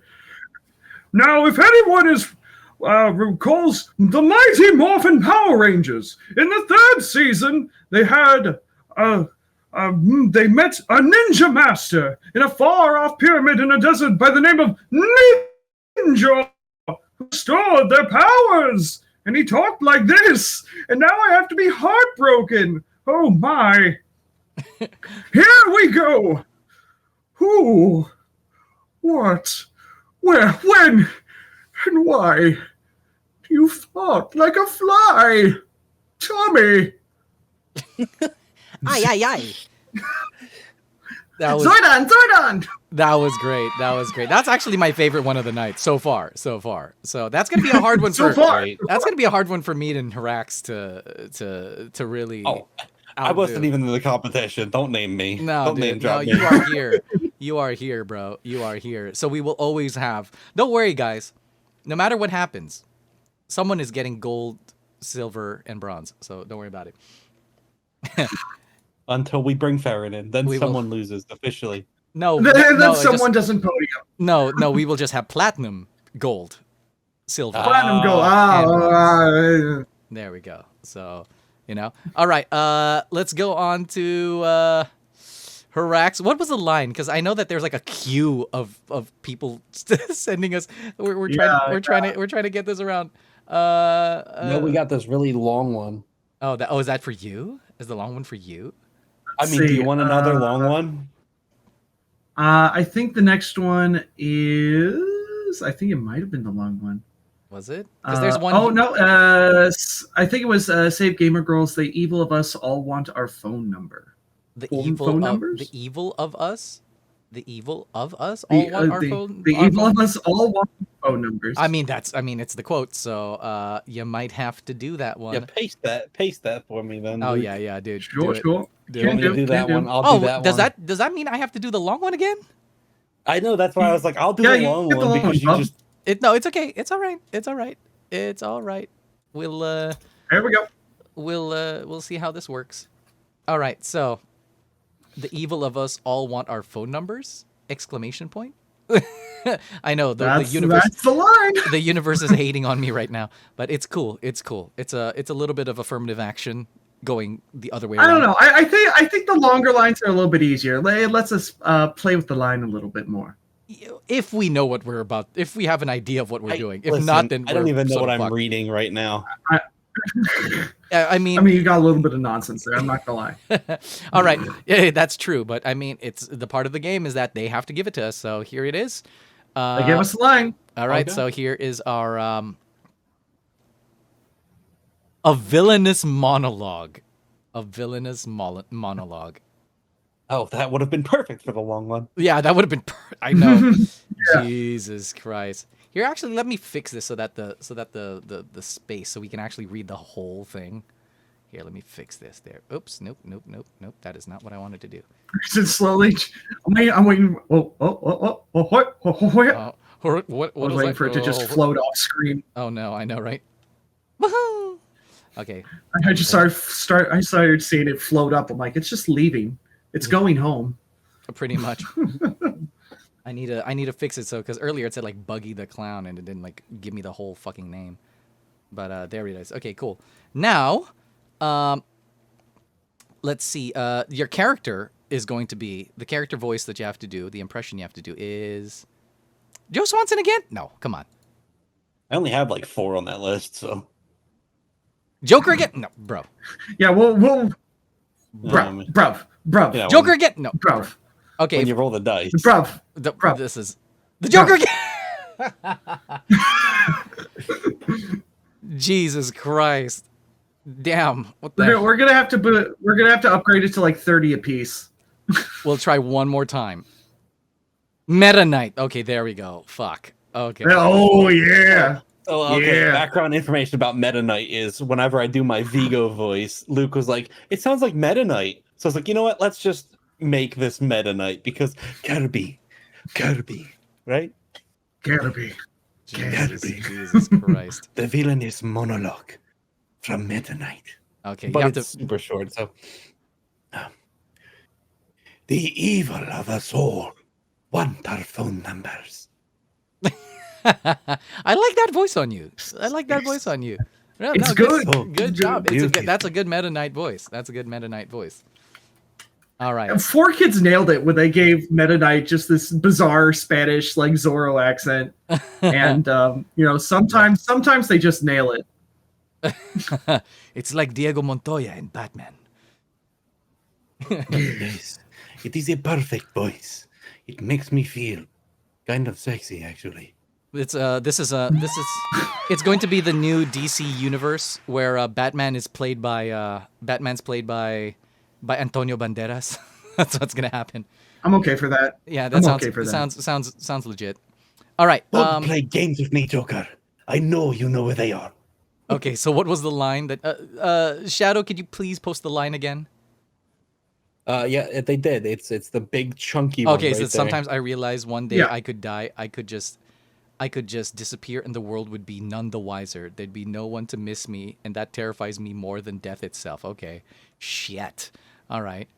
I can't wait for you to be super happy for this. We'll see. Okay. Oh, sorry. I did character first before. Oh, Caius Ballad. Okay. Okay, not bad. Oh. Not bad. Okay. Okay. Let's see. What am I getting? Again, preaching to the congregation. I mean, admittedly, this line feels very Caius. It does feel like... Okay, I'm going to do it one more time because I don't want to do preaching to the choir again. Confession of Love? I guess I never did that one. How does he sound? How does Liam O'Brien sound? He sounds like Liam O'Brien. Yeah, I know, but how does that sound? It's like And now you face me. Now like you that? face me. There we go. All right. I think, in fairness, if I just talk his voice, it's gonna sound like I'm making love anyways. Yeah. Mm-hmm. So it's perfect. All right, we'll do this. All right, here's my turn. The last one for the night. Sometimes I realize one day I could die. I could just disappear in the world and the world would be none the wiser. There'd be no one to miss me, and that terrifies me more than death itself. Yeah? Was that okay? That's hot. Was that all right? That's hot. Was that all right? Okay. Hey. Woo! Yay! Thank you very much. You should give me that one. You like super long that one. But yeah, that is our segment called The Wheel of Voices. Did you guys enjoy that one? Did you guys enjoy that one? It's kind of a fun game. Me personally, I loved it. I love a little voice acting challenge every now and then. Yeah, all right, that's one. Yeah, so that's why this guy makes all the big bucks, and all of us are just doing fan dubs. Because it's true. It's true. But don't worry, Us mere mortals. if we have Steven here as a guest, he will definitely fucking play that game. Absolutely. Absolutely. Yeah, Every time we have a voice actor here, we are going to play that game. We are going to play that game. So yeah, you guys enjoyed that? Was that fun? Did you guys have fun with that? You better, because that, like, you know, for you, that's what you call a labor of love. We were actually recording lines that we didn't get paid for. Answer, Crane, would you want Steven to play Squall? No.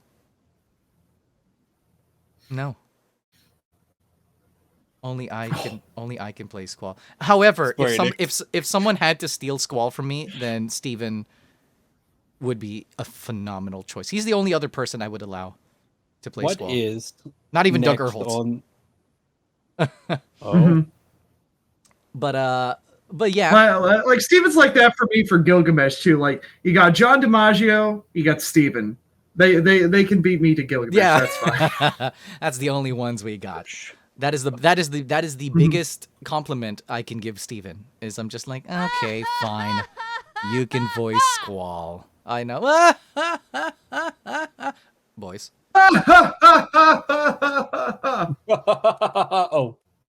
Ha ha ha ha ha. He sound. I should add. Hee ha ha hee hee. I should add Mandark to that.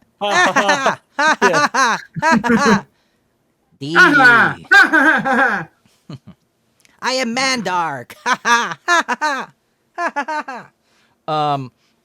All right. So, next on our sort of thing, the thing that we've all been waiting for, well, I've been waiting for at least, is we got to talk about this.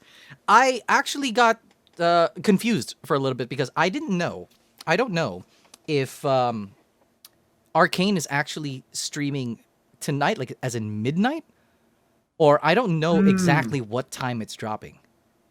I don't know. I do not know what time it is dropping. So we should probably find out. What's up, RJ? You missed all of the festivities. And by the way, hello, some R guy. One day we need to bring some R guy here. Maybe we should just bring him in over just to play the game, and then just like that's it. But yeah, RJ, welcome. Kick him out. Get out of here. Welcome to the talk show. This is the Cranefreeze with the official Crane. Me. So, yes, I'm wearing a suit. You surprised, bro? That's what I. Or is this bringing you back? Because I used to always wear suits. By the way, always suits were my thing. All right, so. Oh, it says the next act. It says the next act will likely release at the following times per Netflix's usual schedule: 12 a.m. PST. Oh, Oof. Is that midnight? So it drops in That's 2 midnight. hours and 5 minutes. Oh, this is juicy. Oh no! We can watch party this. We could actually watch party it. Yeah, we could actually watch party it. Oh, wait, that means that is we'll all have our bingo cards ready. Oh, that's right. Oh, guys. What's the special occasion tonight? Well, RJ, just so you know, Arcane, this one, League of Legends released a Netflix series, which is fucking phenomenal. You don't have to know anything about League. I know a lot of things about League, and I went in and I didn't know anything. Like, I started fresh, just like everyone else. And it's fucking insane. RJ, I'm telling you this right now, and you can crucify me later if you think I'm wrong, okay? This Netflix series, this animated series, to me, all right, you guys can disagree with me and I can just mute you. I mean, disagree with me and we can agree to disagree. It's called Cranefreeze, people. Anyways, I actually think that this show, like this, is better than Into the Spider-Verse. That's what I think. That is what I think. Ooh, that's bold. That is bold. I'm with Crane. I agree. There it is. He agrees too. Look at that. I'll give him the points on that one. Spider-Verse was great, but yeah, Arcane, man. Arcane is fucking killing it right now, dude. Arcane is killing it. All right, but So what's going to happen tonight, since it's going to drop in a couple of hours? What is actually going to happen is that we're going to do a little bit of talk about Arcane. And what we're going to do right now about the talk in Arcane is that we're actually going to play bingo. So we're going to create our own bingo cards, and our bingo cards are right here. So we're going to create yes. Before we start, right? Do you want to do the thing where we just come up with ideas and everyone gets randomized bingo cards? Yeah. Or do you want to just create one on stream? Well, we can create one on stream, and like that could work too. And if anybody else wants like the bingo cards, can you guys in the Discord? Can you guys send them just post the bingo card, or did you want the bingo card creator? Well, I'll keep a list of all the stuff we put on it, right? And I'll make a chat in the Discord. If anyone wants, they can say I want one, and I'll send them a completely randomized bingo card, different from everyone else's. Mm-hmm. So everyone has their own bingo card. I think okay. To answer Croy's question, I'm not entirely sure. I know that episode 1, episode 1 was streamable. Was streamable, but everything else I don't think so. I think you can still stream it, but I think you cannot keep the VOD. Okay, so officially. Mm-hmm. There's a bingo cards chat in the Discord, right under general chat. Just go say you want one, and I'll send you one when we're done. It's not worth the DMCA risk anyways. Yep, that is true. And besides, it's one of those situations where if me streaming Arcane hurts Riot in any ways, I don't want to do it. This is one of the, as a person, because I've been feeling guilty for a very, very long time because I'm a Square Enix enabler. Every time they do something bad, I still throw money at them. I don't like. I want to actually enable Riot, like when they do well. Like honestly, like I'm not even joking. Because of Arcane, I actually want to throw money at them. Actually want to throw money at them. I want to buy a skin, any random fucking skin, just because, man, like they, you know, like give those animators a raise. That's kind of what I'm thinking. So, Crane, I can list some of the stuff I have listed, and you can give me a thumbs up or thumbs down if you want me to remove it or not, right? Okay. So some things that we already have are Mundo getting introduced. Dr. Mundo getting introduced. Okay, that's a good one. That's a good one. I like that one. Twitch getting introduced. That's based on your guess about Twitch. Oh, that's right. And not the character. The streaming platform is going to get introduced to the show. Clearly. And I wanted to keep it really short list on who's getting introduced, so I kept it to 3 people: Mundo, Twitch, and Blitzcrank. Oh, Blitzcrank. There we go. So those are 3 spots. I didn't want to get a ton of people who could appear. I had 3 based on our guesses. That's not bad. That is not, no. Those are definitely good things. I don't think they should be in the same row or line. That's why it'd be randomized. We would randomize. Okay. It could be. Okay. So we can do. Are you in charge of? Are you randomizing it now? Because you could do that. Yes, I don't. I can randomize it. I just need the complete list of 24. Okay. Cool. So add those 3 to the list. So right now in our bingo card we think Twitch is going to show up.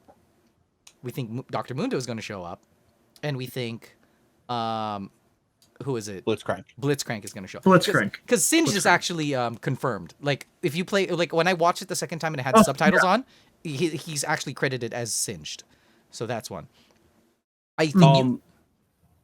So I do have 4 more. I'm going to read off. Okay, go ahead. Vi officially dons the goggles in a cutscene. Oh, Clagger's goggles? Oh. Yes. Oh. See, if she just has them, we're not counting it. But if she puts them on and the episode draws attention to it, it counts. Okay. Okay. Vander is Warwick. Okay. I feel like that's revealed. I feel like that's a freebie. But still, I'm all good for it. I have 2 more, which are I could remove these ones. One is Singed appears with his face wrap on. Maybe the explosion caused it. Okay, that could be a thing because according to the lore, he didn't lose. He lost it when apparently he got injured when he was creating Warwick. So that's why I put Singed wrap, not specifically the explosion, but if he does make Warwick, then my very final guess on here, which can be removed, is these next 3 episodes are completely not about Vi at all. Okay, that's kind of a hot take because I know I feel very strongly that this is still the Vi story. Okay, I mean, should we put that? I mean, actually, you can keep it. You can keep it because, like with bingo, we need some misses, right? Like we need something. Okay. So that's our 7 that we have. We have 7. How many more do we need? We need 17 24. more. Yeah, we need 24 total. 24 total. So that's okay. We only have All 7 out of 24. I got one based off of your cranestorming from last time, is that it's revealed that the little blue nuggets that Jace has, he got from Shurima. Oh, by the way, Niles, yes, little... we just realized that. That's why we're doing our bingo card right now. Do you want to join us, Niles, in doing our bingo card? Because we're doing a bingo card, and we're going to see if we can actually hit bingo with a lot of our predictions going into it. And it's going to be up for... It is, in fact, airing in 2 hours. It is airing in so there it is. We can just stream all the way until there, and then like, okay, it's streaming, guys. Ciao, and then just give everyone the Discord link, and we can all watch it on Discord. Luke, yours... Repeat it. Go ahead. Oh, so the Hextech cores are revealed to be from Shurima. Okay. To stay within the game lore. Okay, so I think that I think that's a freebie too, because Hex Tech cores can technically are technically only supposed to come from Shurima. So I don't know if we want to add that, because I think there's too much lore that implies that already. Too much Omet has one in the That's chat. fine. That's fine. Yeah, Omet has one. Omet said Jinx doesn't kill more than one person on screen intentionally. Intentionally. Oh, you know, that's not a bad one. I like that one. That's not a bad one, because I actually think she's going to start killing a whole lot of people. And Niles, thanks for the follow. This is going to go on YouTube, by the way. So, do you want me to put Jinx kills intentionally as a bingo point? Jinx kill. I think that's fine. I think that's pretty much mirrors Omet's sentiment, I believe, right? So that could be okay. So add that to the list. Kuroi had one earlier. He said he thinks that Urgot will be hinted. Add that. That's definitely one. Urgot hints. I think because that crossed my mind when we were discussing it earlier. Yeah, but because I actually don't. Urgot has to be with what does Caitlyn hinted mean? Because they do drop a lot of cameo stuff, or like. Okay, not cameo, because they actually technically Dr. Mundo had a cameo, because they had a torn picture of businessman Mundo in on the wall, but I don't consider that hinting. Yeah. It's gotta be like lore related. Like it has to actually be part of the story canon. So if they mention him or they name drop him or of any kind. So for example, if I consider when they said, "Oh, crank it," I consider that a hint at Blitzcrank. That's what I consider a hint at Blitzcrank. That's a hint. Yeah. Yeah. Okay. Are we agreed? Yeah, we got it. Okay. Cool. Urgot hinted is now on the list. Okay. Kuroi, yeah, so that was Kuroi's one. If we all have Netflix, can't we do a watch? Yes, we can do a watch party. Absolutely. Obvious hint, like an attention to a mask or a crab.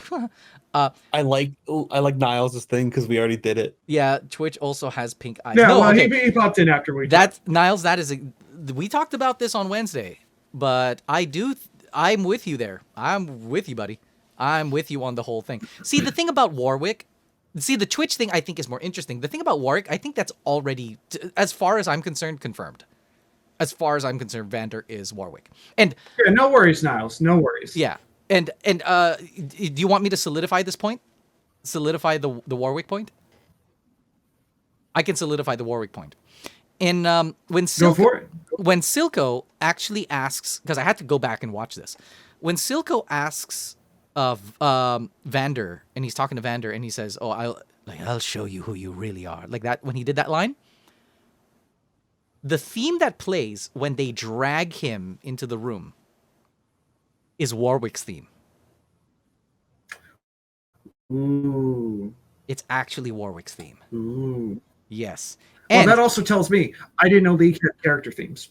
Oh, they do. So when the character first came out, so for example, when they reworked him, he had a whole new like CGI cut like teaser, and a long time ago when you opened the client would have like a splash art that's moving, like an animated splash art. When they had him on when they reworked him, and they had a theme, so they obviously had to have music that's playing.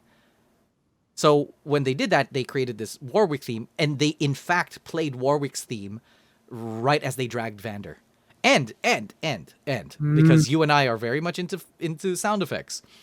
If you listen to when he roided up, and he grabbed the Deckard's the name of the kid who first took the first human to take the thing, and he held him up like that.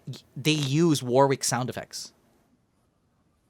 Ooh. Yeah. Yeah, that's pretty. That's pretty damning. That's pretty exactly. The thing though is that this is a bingo card for the next 3 episodes specifically. Yeah. So if it doesn't happen, then we can't use it. It's moot. Yeah. It's absolutely moot. Because I was talking to Harax about this. I had one, but it doesn't work for the bingo card, and that was Silco is added as a character in the game. Which does not work because we will not know in the next 3 episodes if Silco gets added to the game or not. Did I mention, by the way, that Silco is voiced by Jason Spisak? by Bart's voice actor? I did. Yes, you did. You did have one though, Luke. You had either of the two kids surviving. Mm-hmm. Oh yes, yeah. One or both of the kids are revealed to have survived.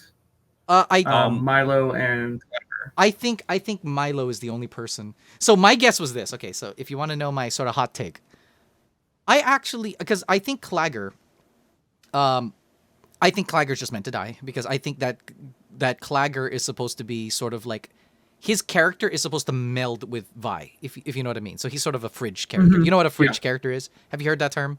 Oh yeah. When they fridge a character, it just means like, they use this character to die, but they're pretty much like carried on in essence in the main character or the protagonist. So I think that's necessarily what's going to happen with Clagger. For Milo, however, I actually think because if they're going to turn Warwick, Vander into Warwick, they might actually turn Milo into Twitch. Do you want a Milo survives as a bingo card? Milo survives. I think that would be good. Yeah. And you know, one of the reasons why I think this is apt is that Twitch is 4'9" in height, and Milo is 4'9" in height. Ooh, I didn't know we had like. They are the same height. They are the same height. So if that ends up being correct, that's 2 squares. That Milo survives and Twitch. Twitch. Oh, so I mean, you know, I'm going for gold here. Going for gold. Niles is like, I can see that. Because the thing is, we're just like, oh well, they're dead. It's like, yeah, but Vander's dead. But we know Vander will be Warwick. So, you know, there's some alchemic fuckery going on around here. I have Omega being. We even have height measurements. What? Yeah, like I wasn't expecting that. I wasn't expecting we had height measurements on all the kids and stuff. I'm like, okay then.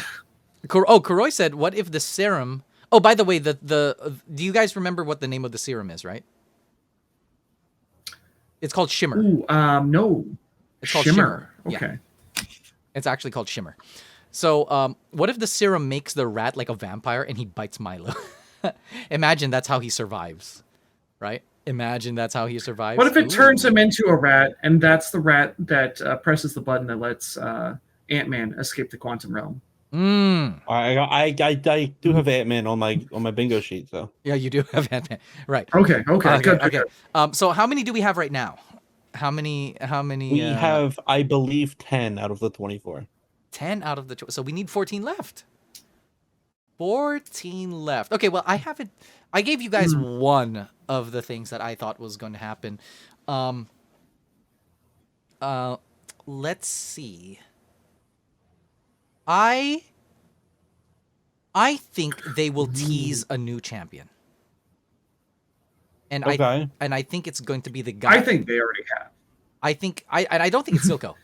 I think it's going to be the guys with the owl masks. I think it's going to be that. Yeah, like I know. I talked about it last time, where I think that particular council member might have some connection to Victor down the line. Just because face mask, he seems to be mechanical in nature. Victor definitely starts augmenting himself down the line. I got an entry for the bingo card then. I did remember this. Yeah. That council member dies. Which council member? The specifically the General Grievous looking dude. Ah, really? That's mainly because I have a more specific theory, but because it's a bingo card, I want to keep it a little generalized. I think he dies. Okay, so you think that he did put up a death flag saying that he's the last of his race or some shit like that. So it's he was like, that almost completely killed my race. Magic did, and I'm like, okay, so no one knows what race this guy is, so they're extinct now. That's my theory. So do we want to put mass council member dies? Is that how we want to word that one? Yes, I think that would be. I think okay. So masked council member dies. Do you think? Okay. Do you want to generalize it so that it's more like like a council member will die? Do you want something along those lines? We can do that. That we can generalize. We can do that. Yeah, we can generalize because that's pretty likely to me. I'll be surprised if it's like the main councilwoman who is like, you guys just go do your little experiments. Like, she definitely seems like they have bigger plans for her. Yeah, Mel Medarda. Mel Medarda. Mm-hmm. Yeah, of the House Medarda. And the thing is that, the sort of the councilman, the councilman is a Medarda. So that's their clan. But she's of a lower house. She's of another house. So yeah, that could be pretty. I think we need some easier bingo slots. Jinx says boom. Jinx says boom? You think that's easy? I think that's hard. I actually. You're guessing script at this point. Corey. Yeah, you're going specific. What like easy bingo slot? Rise is blue. That's actually because the first time we seen him, he wasn't blue, right? Yeah, well, he's actually purple, but that wasn't Rise. Actually, I don't think that was Rise. Really? I do not think. No, I don't. I think that is a rune mage, but that is not Rise. I think the reason why that is not Rise. Well, first of all, his what he was wearing was Targonian. So he's definitely a rune mage from Targon. You lost me, bud. I'm gonna be honest. I'm at the bottom of the list. That's Targ. That's yeah. Yeah, that's the Magic Mountain that Pantheon and Leona live on, and where Targ gets his powers. It's Magic Crystal. I know some of these words. I know some of these words, big words. I know words. These are what do we got? What else do we got? Mundo. I would Mundo love to will put do what he Jinx pleases. Boom on this bingo card. I would love to put that on. I'm trying to think. Omet says Victor and Jace become rivals, specifically in these next 3 episodes. Oh, in the next 3 episodes, they become rivals. By rivals, you don't mean like deadly rivals, right? You just mean rivals. They turn against each other. We could just. Oh, they turn against each other. Oh, they become antagonistic towards each other, or they become rivals. Because right now they're not really rivals. They're like cohorts. He says scientific rivals. Scientific right. Okay, I think that's. Oh, like their paths.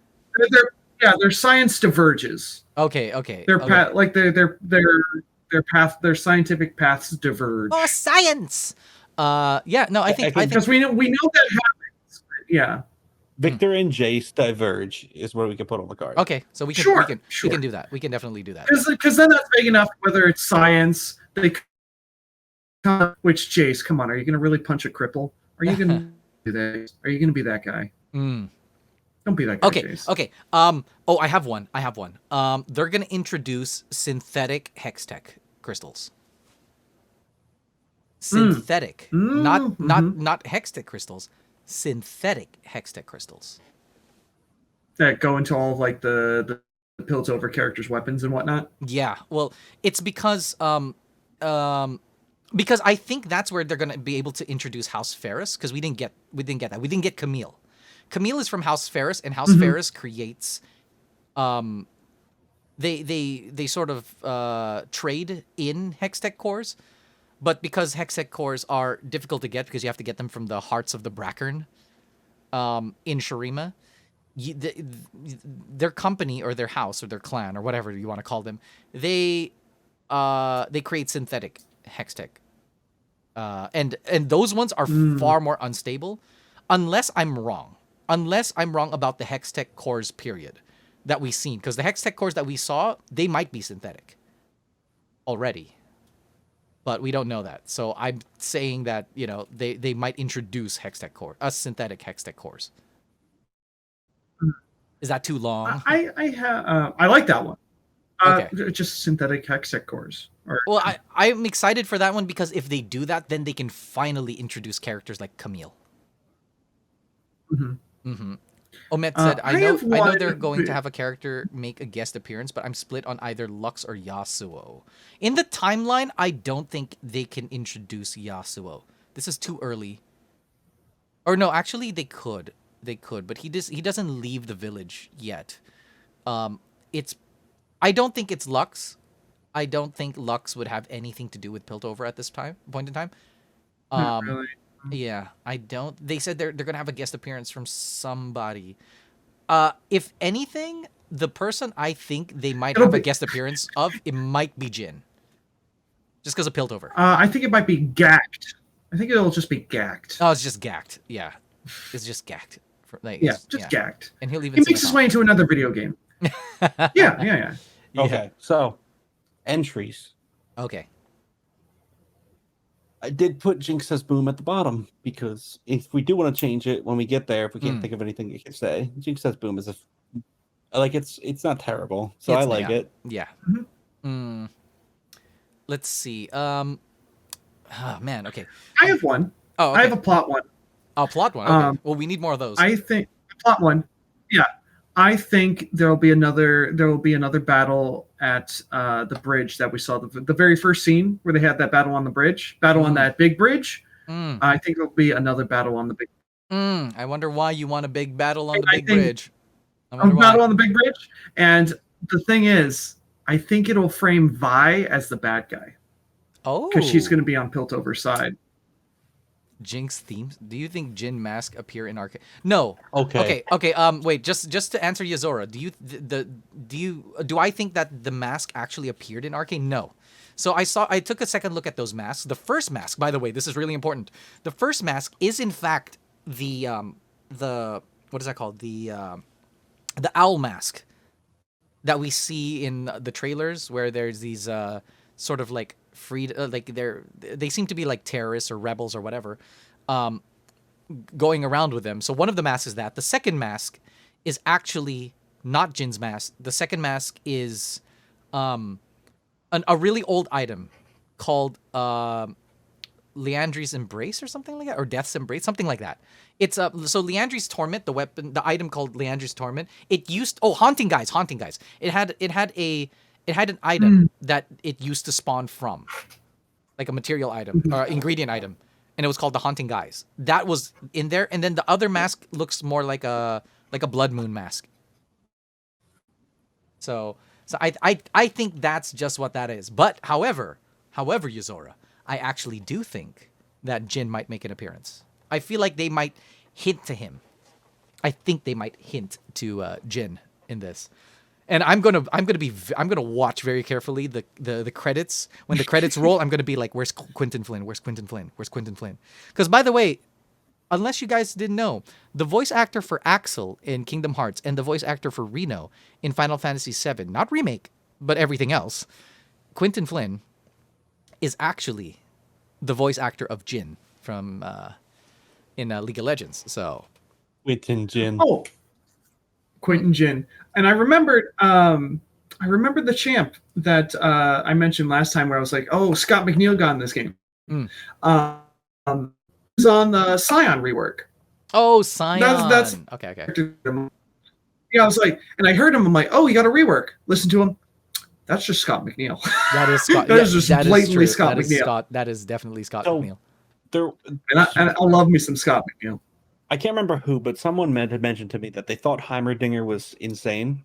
And he doesn't seem very insane in these episodes. No, he's a eccentric. He's a wacky inventor. Yeah, he's not even at Doc Brown levels. He's like he's not even at, like I said, Doc Brown levels yet. He's more just, "Oh, well, I like doing wacky science things. It's fun. But magic, don't you get that near me." Can you all just be Heimerdinger and I can't? Everyone just has that ability. Well, let's see, Heimerdinger number one. Do you think this quandary that I brought before you? Do you think you can solve it for me? It's a little bit out of my my repertoire, if you will. With that, you just have to. All you have to do for the Heimer voice, you just have to squeeze in and then just go nasal. So all the air just comes up here. Yeah. It's just right here. Right here is where it is. That's what it is. You just have to. So the air that's passing through your going through your esophagus, the moment it reaches your mouth, you just have to like make it as thin as possible, and that's sort of the Heimer voice. It's not terribly like hard to do, but oh yes, Hanny's here. I know this is going on YouTube, but Hanny, that's my daughter. Hanny, not my actual daughter. So, but she's my daughter enough that if you try to go date her, like I'm going to be father enough. Yeah, so I'm so glad Hanny's here. Yes, everyone is Heimerdinger. Too many Heimers would sound we'll have to add our Legend characters into the voice roulette. Mm-hmm. Oh yeah, we do need to add that Heimer. Just Heimer everywhere. It's just Joker everywhere, Heimer everywhere, Shaggy everywhere, Scooby everywhere. But yeah, some archive said, do you think they'll have them in the show? Yeah, are you talking about Gact? You think Gact is going to be in the show? Well, I don't know about that. There's that word again, Gact.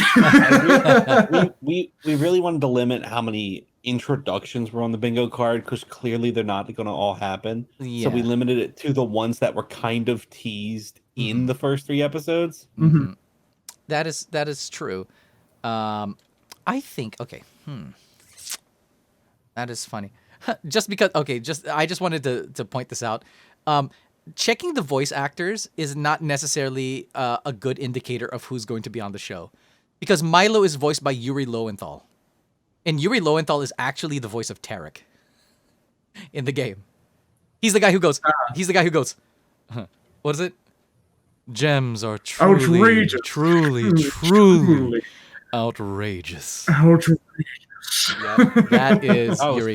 So Milo is Tarek. And obviously, Haley Steinfeld does not voice Vi in the game. So. No. I think she voices like young Vi, not the older Vi, obviously. I don't think they're going to change voice actors just yet. Maybe they might change voice actors for Jinx, because I think her as a kid is just way too young of a voice to just, grow up. Like, I do think that might be a little bit of a difference. Might be. Don't know. If the actress is talented enough, well, then we will find out very, very soon. Oh yeah, very, very. What's the time? Very soon.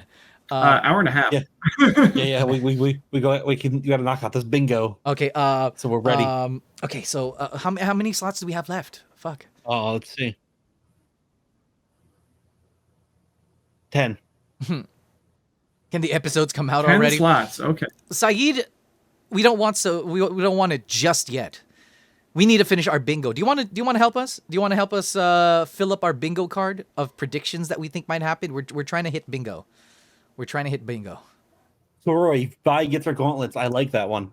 Vi gets her gauntlets. That's essentially a game. But we've got a lot of spaces for that. I think we can put that. That's pretty safe. That's pretty safe. Like, we can definitely do now, that.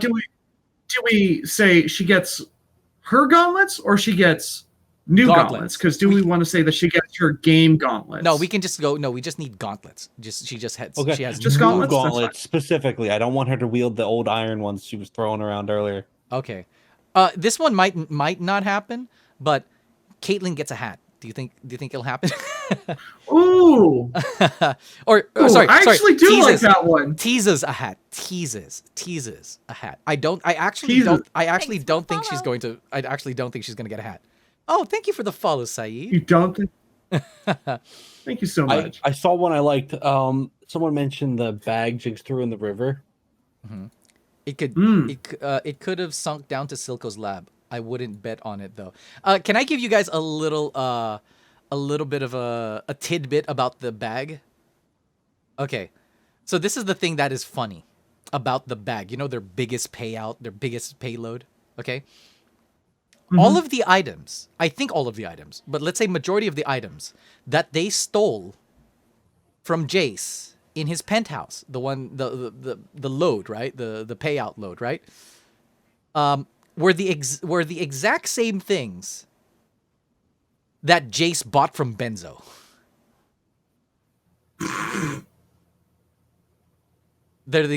think they're the exact same thing. So it's just full circle. they stole it. What comes from Zon ends in Zon, apparently. Ooh, I just came up with a good one. Heimerdinger had a hand in the large amount of magical damage that he fears. Like that flashback that we saw. I want to say that the reason he fears it so much is because he had a hand in it. Not because he saw it happen, but because he was actually involved. I don't think so. I think what I'm saying is we're trying to look for some that are fun but easier ones. I think that's a nair. Like I think there's no reason to think that. I think because of the fact so here's the thing that's weird.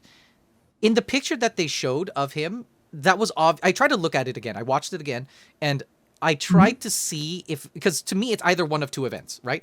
It's either the what happened during the Rune War, or it's Zereth's ascension.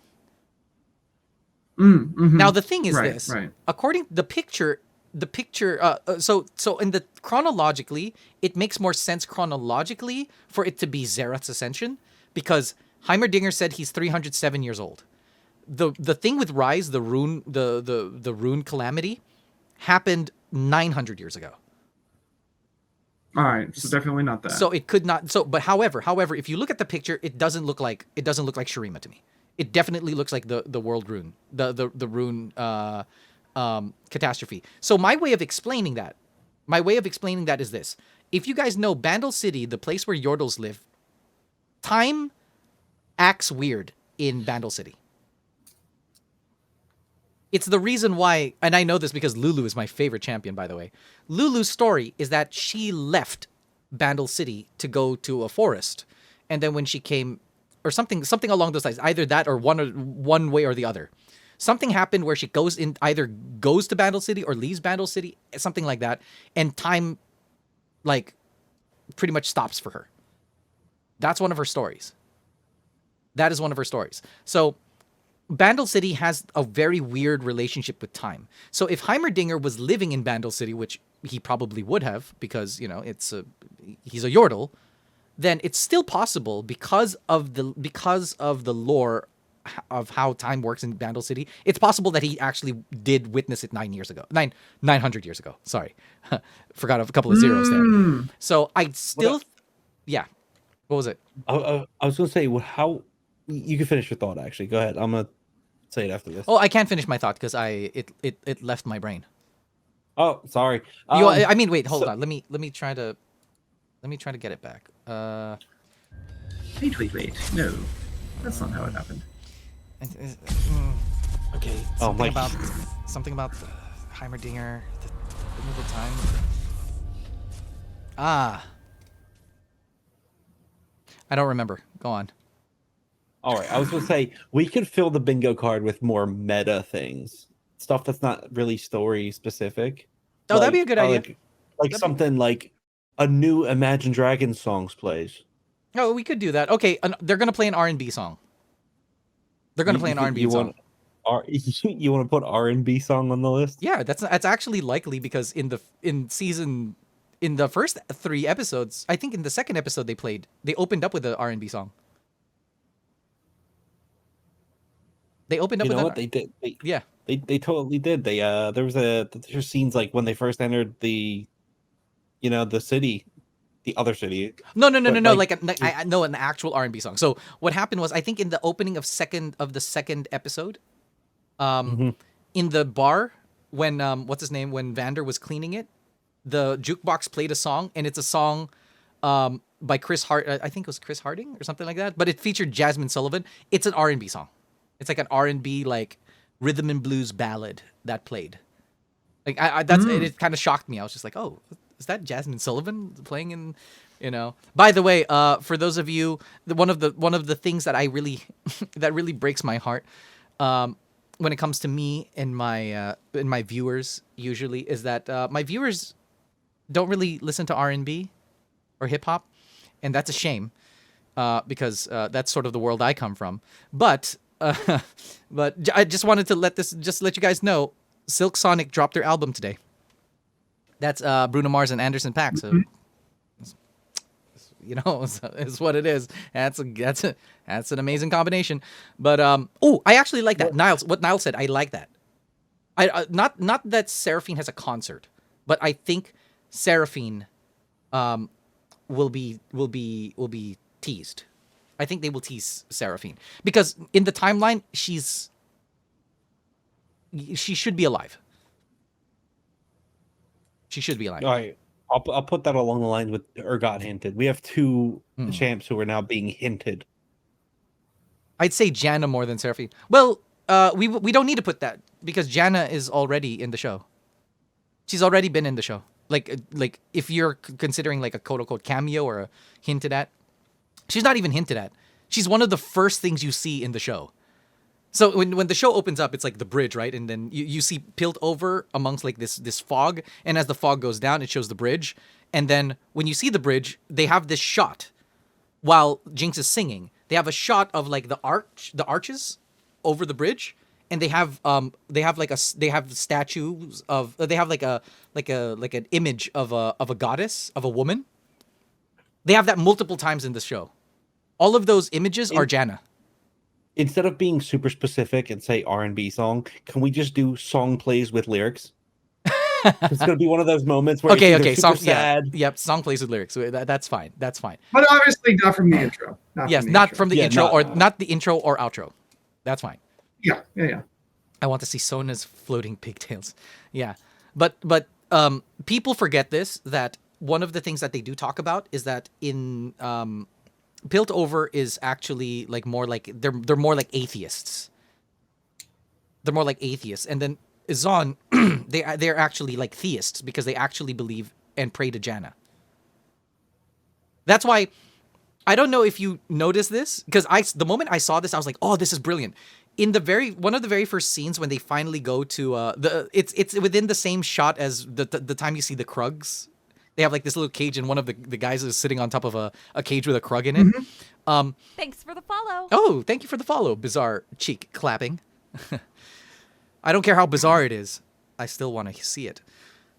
One of the things that if you notice there's a guy who's walking around with a big greenhouse, like portable greenhouse on his back. Mm-hmm. Because greenhouses are important in Zon, because it's the only place they can get fresh air. They pray to Janna to bring fresh air. So remember when Vi said this? Remember when Vi had the whole like the rabbit, like her favorite toy? She's talking about her favorite toy, and she's like, oh, I come out here every night hoping that somebody or like the wind will blow it down. That's what a lot of people in Zon say, because they look at the wind like it's the blessing of Janna. So it's weird. Now I know it sounds weird. Like especially if you're really not into the lore, that the people of Zon, you're looking at Zon, the people of Zon worship Janna. It's like, yes, they worship Janna. Janna is their patron deity. So the whole Janna thing, that's a good one, but we already have it. Do you think they'd be angry at her Hextech skin? No, they're not angry at her. Well, her Hextech skin is technically like a Piltover. So I don't think they would be mad that she's wearing like a Piltover outfit. I don't think they're mad about that specifically. Because if you look at Silco, if you look at Silco, one of the things that's really interesting about Silco is that Silco hates Piltover, right? But if you notice, out of all the people in Zon, he's the only person dressed up like a Piltover. True. Which is, by the way, narrative gold. It's narrative gold. That the villain who hates Piltover so much dresses up like Piltover because he wants to be like them. Like, he doesn't want to associate with them. He wants to be like them. Like, he wants to, he's not necessarily mad that Piltover is doing that to him. He's just mad that that's not him. Does it make sense? That's why it's this whole thing about like, I want revenge. Oh, that kind of stuff. Like, he's envious, yeah. So it's like a real villain's envy. I couldn't find Janna. Janna's the statues. So if you look at the statues, the statue of the woman, that's it. It's just her likeness. It's not the actual champion. It's just her likeness. Yeah. And she's cameoed all over the place. In fairness, so is Gentleman Cho'Gath, and Businessman Mundo, and all these other like skins and shit. The wacky skins. Yeah, they're littered all over this. They're littered all over the place. But yeah, that'd be fun. We don't get Cho'Gath, but we get Gentleman Cho'Gath. Yeah, in the show. Well, that'd be my favorite. I think this. I don't know if this one's good, but we will see Fishbones. Fishbones is Jinx's rocket launcher. I think we can put that in there. Yeah. I'm down for Fishbones. I feel like it's unlikely, but I feel like we could put that there. I think it might be like. it might be very end type of thing. Yeah. Or do you think we should just put it gets teased? Like Fishbones gets teased. Because I feel it's already been teased with her tinkering with her explosives. I think actual reveal of Fishbone. No, I actually no. Okay, so I disagree. I don't think that they've had a lot of allusions to chompers, but I don't think they've seen. I don't think I've seen much or anything at all when it comes to Fishbones. So I know that there's a drawing on the wall on like in her little bunk bed that has like a fish, but that's as far as Fishbones is. So, but like, do you think do you think that's a good one? Like just the tease. I think so, because the appearance of Fishbones. If they're going to come to blows at any point in the next 3 episodes, then I think it'll be like, especially with the graphic you have up right now, where they're really staring down, not each other because the lighting's very different. Mm-hmm. We need 5 more now. 5 more. Shit. Okay. More. Guys, chat. If you're there and you're listening to me, please help us right now, because I want this I want this nice and solidified. Like right before we go, like call it a night and all that. Like we really want this. Really want this because Roy Boy says someone does a backflip. We can count that. There could be someone who runs up a wall and flips. No, that's true. How about this? Oh, how about this? Somebody does an ollie. An ollie? Like with a skateboard. Like with a skateboard. You think someone's gonna appear with a skateboard specifically? Yeah. The Hextech like hovercraft things, yeah. I think someone might do a ollie. Okay, I'll put an ollie. Chad, what do you think? Am I completely off my rockers? Of the 2, I'd go with backflip. I just wanted to be more specific, but okay, backflip is back. Okay, that's reaching a lot. An ollie is reaching a lot. It's fine because the backflip, even though a backflip might happen, it doesn't guarantee you win the bingo. Okay, cool. Okay, so let's fine. A backflip. Fine, a backflip. We need a couple gimmies. How about transhumanism is being introduced? I know that I know all of a sudden like we're just like backflip and then transhumanism. I mean, I feel like that's kind of connected with, because I could miss the mark. Whole Victor thing, because I could miss the mark. This could the whole transhuman thing, because we know it's going to happen, but it's just is it going to happen in these next 3 episodes or in the last 3 episodes? Yeah. I'm all for it. Because it's along similar lines to like Twitch, and if Milo becomes Twitch, so it kind of gives you, it has the potential to give you 2, because the Jace Victor thing could, like, that they could break apart because one goes Hextech and he's just like, transhumanism. I need new legs. New legs. I think so. Okay. I know this sounds really specific. We don't have to add this, but I will give you a prediction right now. I think that the thing that will charm Jace, that Victor will use to charm Jace when it comes to transhumanism, is that in the beginning, if you remember, Jace's mom, remember when they were young and they were in the snow, her hand goes down and you see that her 2 fingers have frostbite, so you have to cut those off. And I remember that she had like 2 prosthetics. But I feel like Victor is going to sort of like nudge. I feel like Victor's going to nudge Jace in that direction, like, oh, we should try Hextech, like transhumanism, like, oh look, like let me fix your mom's fingers, sort of a deal. I think that is what's going to sort of happen, and then Jace is sort of going to go along with it. Jace is going to be like, oh yeah, this is great, and then obviously Victor's going to go way too far with it because he himself is crippled, remember? So, which is funny because if you actually play Victor, he actually still limps, so it's weird. He does still limp. He still does limp. He still does limp. He still does limp. He has a third arm, but he limps. Yeah, he needed another leg, but he gave himself a third arm.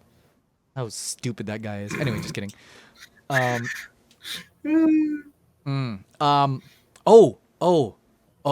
wait, I have one. This is really heavy. This is really magic? heavy. No. Jinx's eye colors changing has nothing to do with magic or technology or nothing, or chemicals or nothing.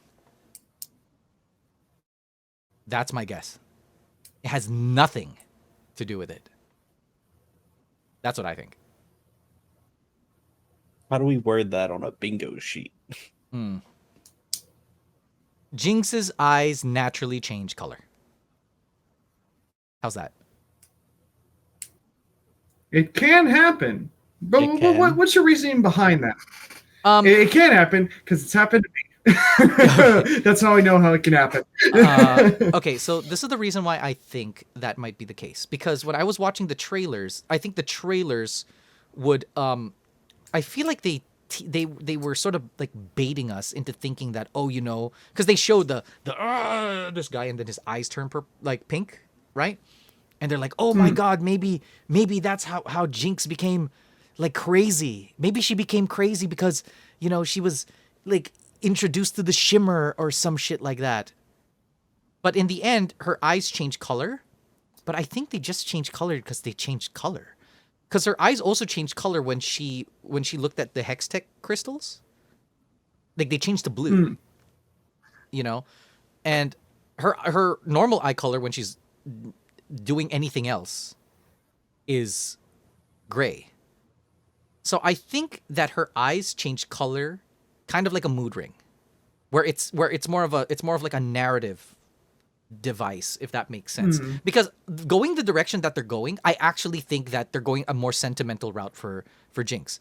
It's so obvious. They showed it really, like they're like, oh yeah, she's gonna go crazy. Do you remember that scene when she got left behind? She was going crazy. Oh yeah. She was on the brink of losing it. Yeah. She was losing it. And it almost feels like in the absence of Vi, or in the absence of somebody to hold her together, she just goes nuts. That's what it seems like to me. Yeah. And I think that the level of detail in that is too good to pass up. And I don't think it's going to have anything to do with the shimmer. Because Jinx, look at Jinx. There's really nothing shimmerous about her. You know, you can say that, okay, Warwick, shimmer. Okay, makes sense. Oh, Sin, shimmer. Okay, well, he doesn't take the shimmer. Like, he takes the shimmer as his ult to make him go faster and stuff. But Jinx? Okay, like, she's really scrawny and it doesn't seem like she's enhanced really in any way. And by the way, one of the brilliance that I loved about it, this is one of the reasons why I think Arcane is like absolutely phenomenal. So, you know, if you guys didn't know, spoilers, right? Shadow leaves. So if Shadow leaves here, spoilers, leave, just leave. In that end scene, Leaf. In that end scene, so I watched it back, and they have this sort of parallel where, you know, when Vander is like holding Silco like this, like he's holding Silco like this. He has that shot right before he sort of like dies or whatever, right before he falls off the bridge. He's holding him like this when Silco stabbed him. They mirror that exact same shot with Vi and Powder. Vi is holding Powder like this, like right before she punches her, and she's holding her like that. Like that's the time she's calling her a Jinx. So that mimics Vander and Silco. And when Silco went up to her and he was just like, "Oh, little girl, don't worry, everything's..." And he puts out a knife, like he's about to kill this girl. And then Powder hugs her. What they do is he looks at her, and then he looks forward and he sees Vander's body. And then he holds up his hand and then he hugs her. So, because the whole time we think that, oh, she's going to be subjugated or whatever, but no, that's actually not what happens. Something better happens. Silco looks at Powder, just like and feels like, oh, the way that Vi treated you is the way that Vander treated me. and we will show them together. I'm going to. He sees himself. He sees the parallel between him and Vander, and Vi and Jinx, and he with his heart. I mean it. I do not believe that any of this has any sort of evil tinged in it at all. I don't know if you guys agree with me, but it doesn't seem like there's a drop of evil. If anything, this was the only moment in the whole show that Silco is loving. And I feel like that is sincere. I feel like that is really, really, really sincere. Do you want to put Silco sincere on the bingo card? Well, I don't think that's fair. I think he already is.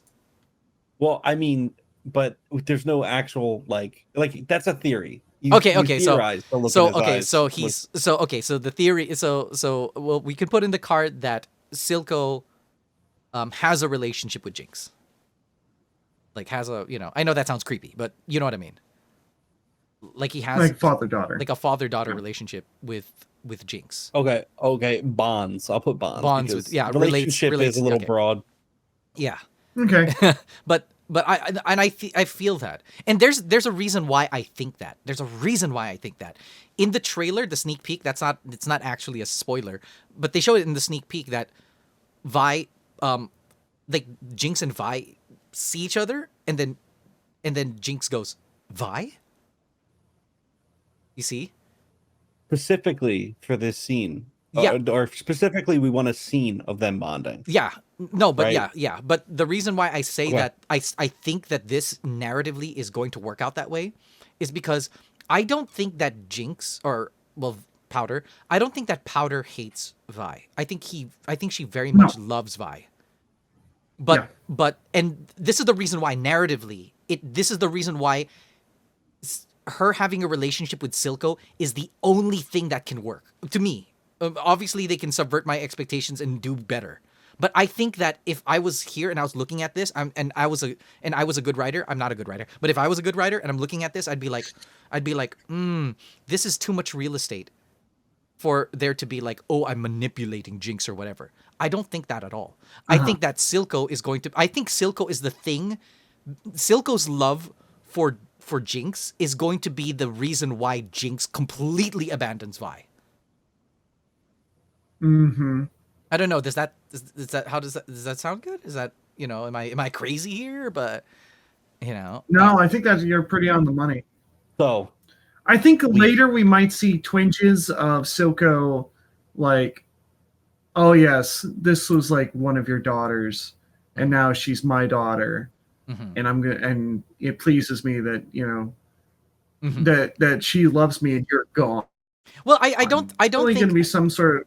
I don't think that there's no evil, and I don't think that there's no manipulation involved. That's not what I'm saying, but I think that Silco's affection or his bond, the affection is genuine. And I feel that Vi, because Vi fought Silco and Vi doesn't trust Silco, so if Vi does something like kills Silco, then that just pushes Jinx over the edge. Jinx is like how could you do this? I trusted you. How the fuck could you do this to me? I think that is a direction. I don't know. I don't know if you still think I'm on the money with that, but I don't know. Yeah, but I'm just gonna say, Yozora, he may be sniffing the purple stuff, but we do know it tasted purple.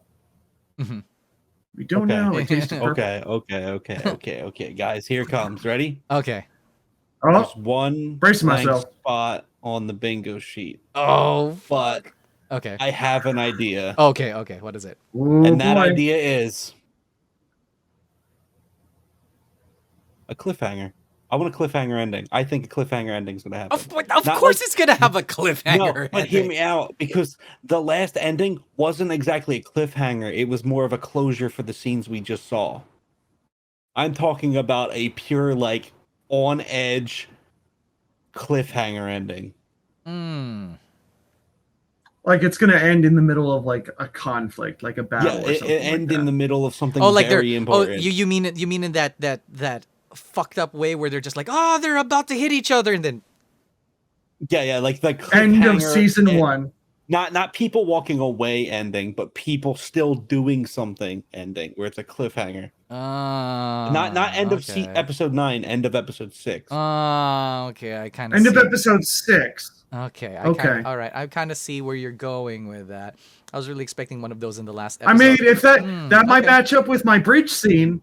That might match up with my bridge scene if that's the case. What do you think? Cliffhanger for the final slot? You know what? I was actually going to go for green. They're going to introduce green shimmer. But you know what? We'll go with that. We will go with that. Okay, so the list. Okay. You tried the expanded now. free trial of our critically acclaimed MMORPG Final Fantasy XIV? You can play through the entirety of A Realm Reborn and the award-winning Heavensward expansion up to level 60 for free with no restrictions on playtime. Yes, Yuzora, you just absolutely had to do that, right? Talk about cliffhangers. You left him on a cliffhanger. Yes, it's a redeem, Ahmed. It's a redeem. Here we go. Nice. Here we go. Okay, here we go. Dr. Mundo gets introduced. Twitch gets introduced. Blitzcrank gets introduced. Vi officially dons her goggles in a cutscene specific to the goggles being donned.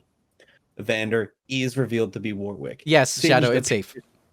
With his wrapped face. The episodes are completely not about Vi. Mm-hmm. It's possible. Mm-hmm. It's possible they go on a tangent and then come back for the finale. Mm-hmm. Jinx kills intentionally. Mm-hmm. Milo survives. Urgot or Seraphine get handed 2 separate options. Mm-hmm. A council member dies. Mm-hmm. Victor and Jace diverge. Synthetic Hextech crystals are introduced. Mm-hmm. We get a cliffhanger ending. Mm-hmm. Silco bonds with Jinx in a cutscene specific. Jinx's eyes naturally change. We have transhumanism, a backflip, Fishbones get teased or appears.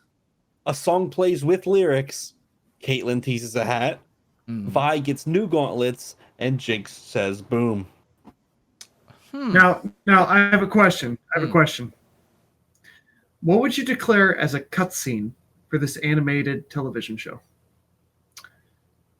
Well, I mean, I just meant in a scene. I guess it's a scene. I guess you could just call it a scene. Like, even if it was 3 seconds of the camera panning and focusing on the goggles getting slapped on, I consider that specific to the goggles. Yeah. So my understanding of it is that it's not like background cameo like shit. It's not like she's like we see her, she's wearing the goggles. And there has to be a moment, like a shot that focuses on the goggles where she's putting them on.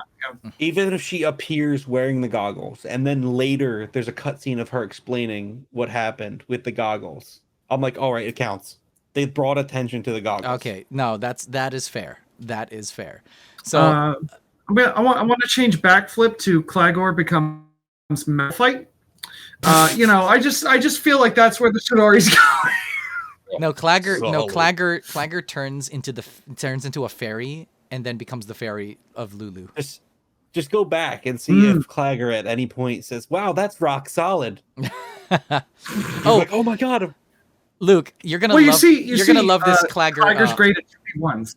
You're gonna love this Clagor because when I watched the whole thing again, you're gonna love this little tidbit about Clagor. So remember in that scene where Vi is punching the punching game, all of the names on it is Vi. The only other name on it is Clagor. Yeah. The only other name is Clagor. So Clagor is the only person who can like stand up to Vi essentially. Or who tries to compete with it. Are we happy with that bingo sheet in its entirety? I mean, I'm pretty happy with it, but I want to hear our audience.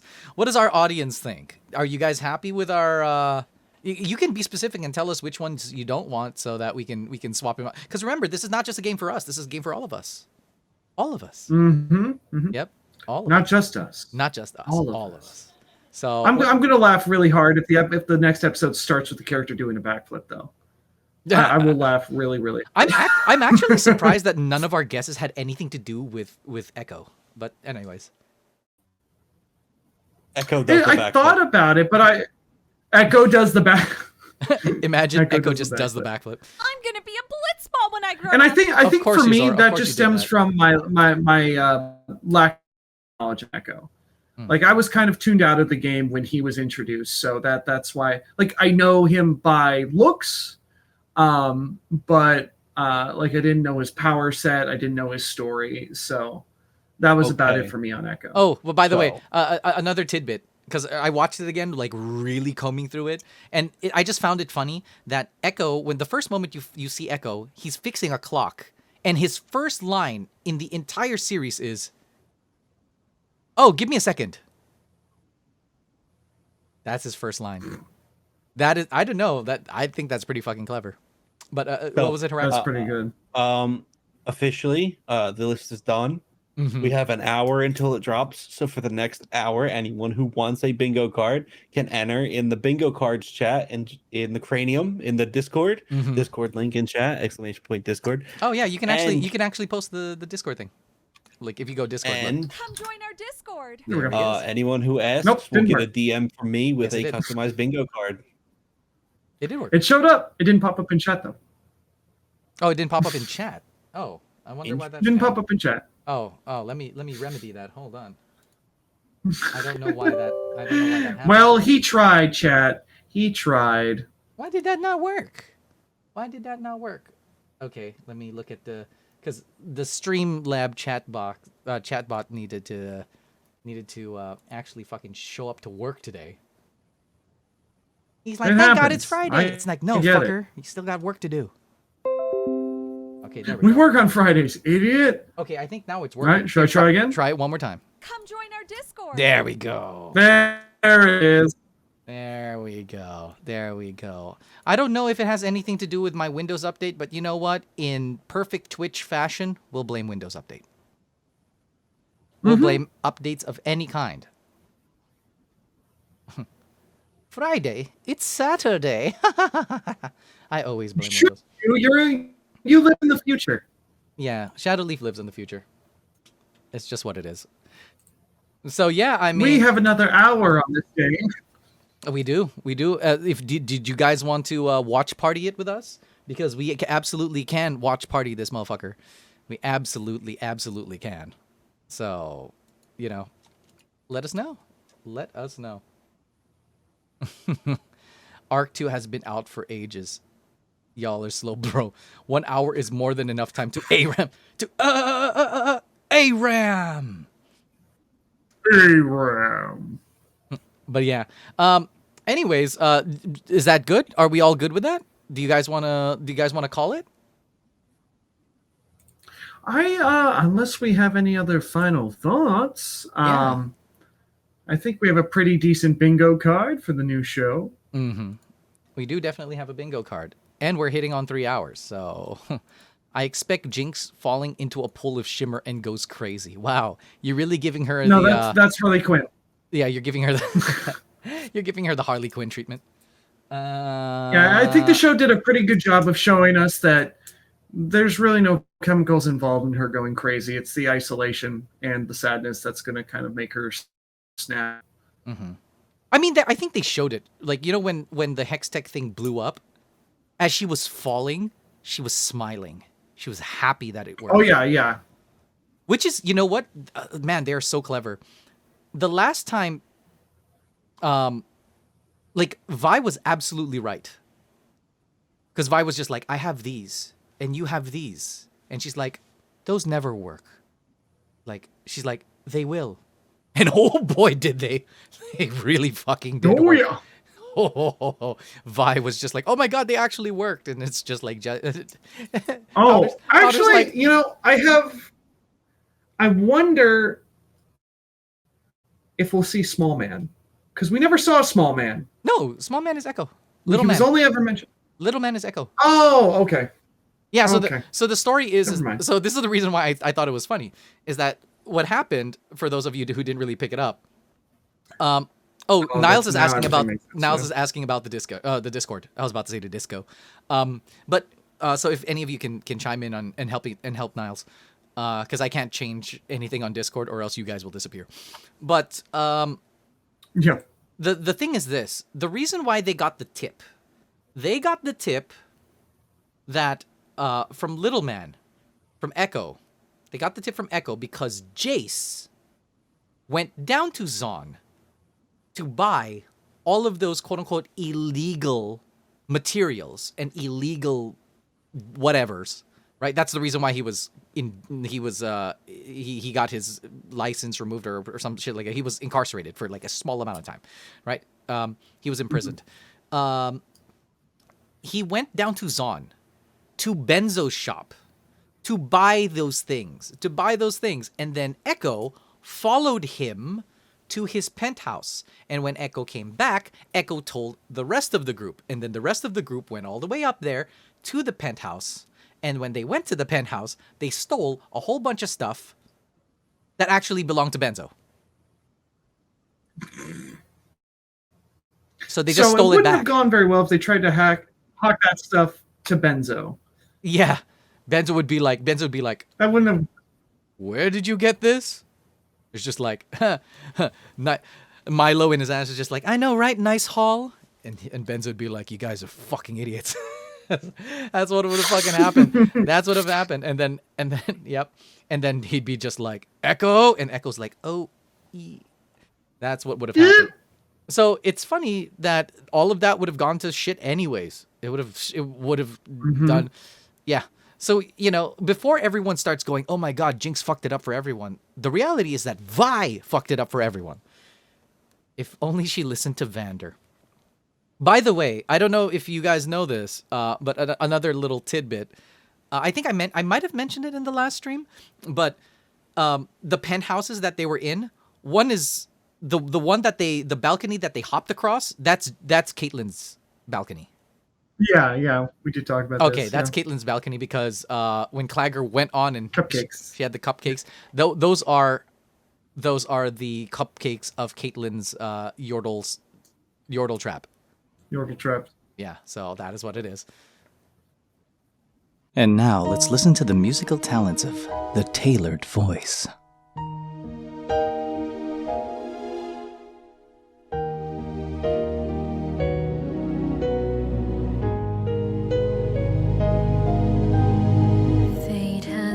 Cruel and order unkind. How can I have pushed you away? The blame was my own, the punishment yours. Our harmony silent today. But into the stillness I'll bring you a song, and I will your company keep. Till your tired eyes and my lullabies have carried you softly to sleep.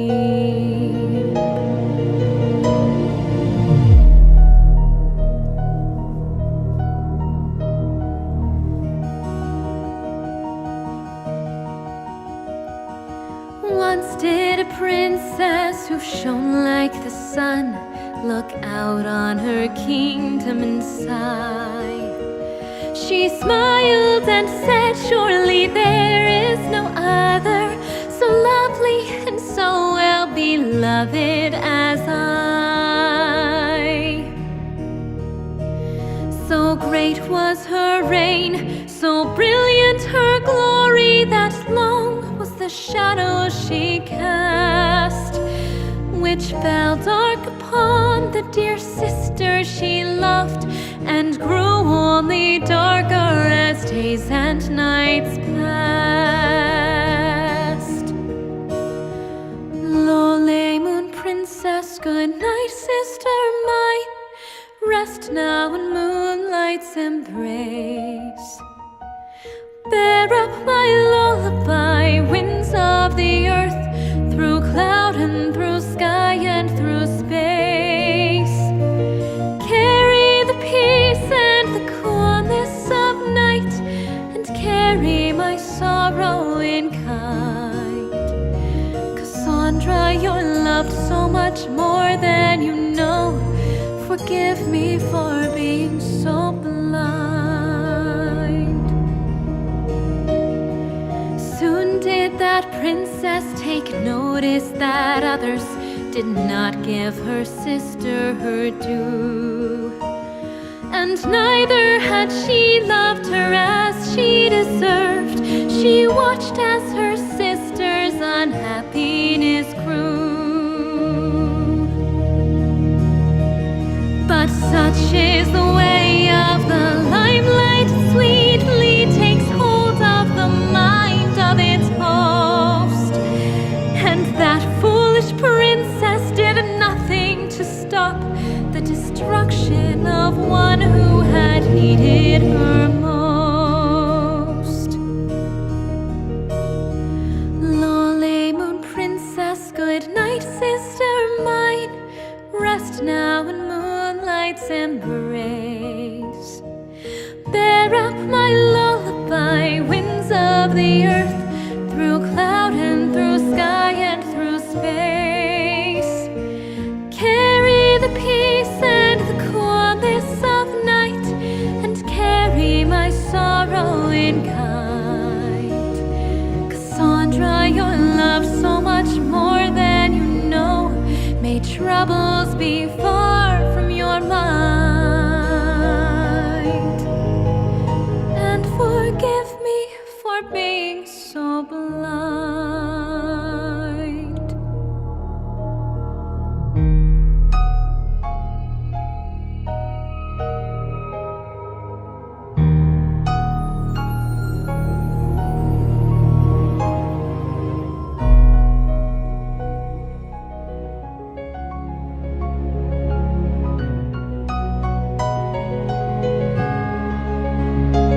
The future before us, fearful and unknown.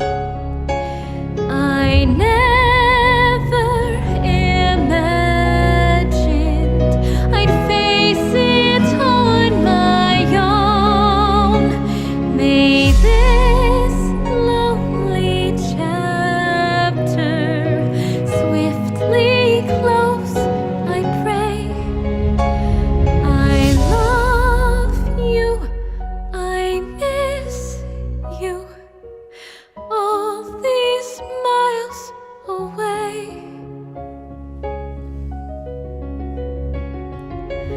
May all your dreams be sweet tonight, safe upon your bed of moonlight,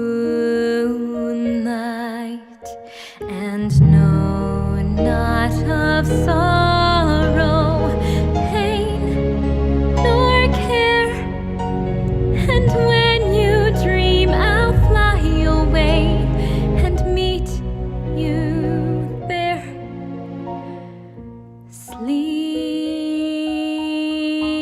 Sleep, sleep,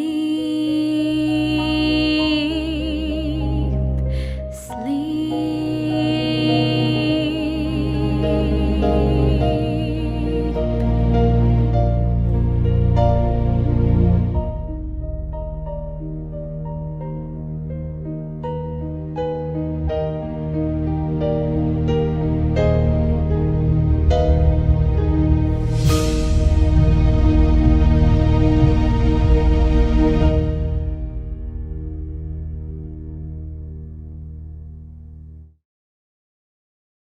So, I mean, hey, boys, any last words before we sort of close this out?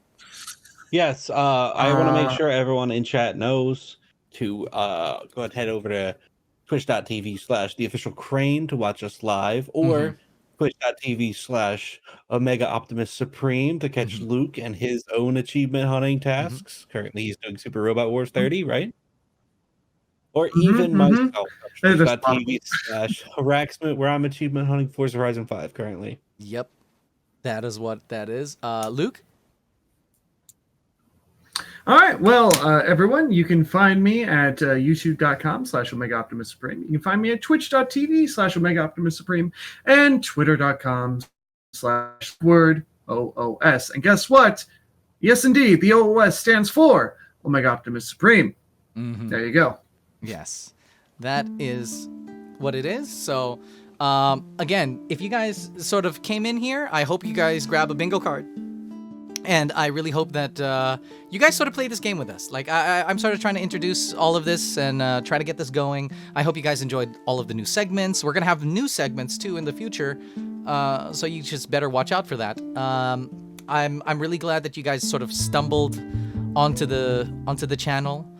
And I really hope that you guys stay again. Because I think the next time we stream might be either Monday or Wednesday, but I will let you guys know. Please join us on Discord. Know that all of these episodes, this whole talk show, is meant for YouTube. So if you would follow us, we do a lot of other kinds of content there. And yeah, we're definitely going to try our best to get everything sorted. And the more you talk to us, the more we know the kind of content that you guys want to see. So I really, again, I'm gonna thank you to Luke for showing up, and thank you to Haraxmant. Like, this show is nothing without you guys. Again, guys, this is the official Crane, and we are signing out. Thank you guys so much.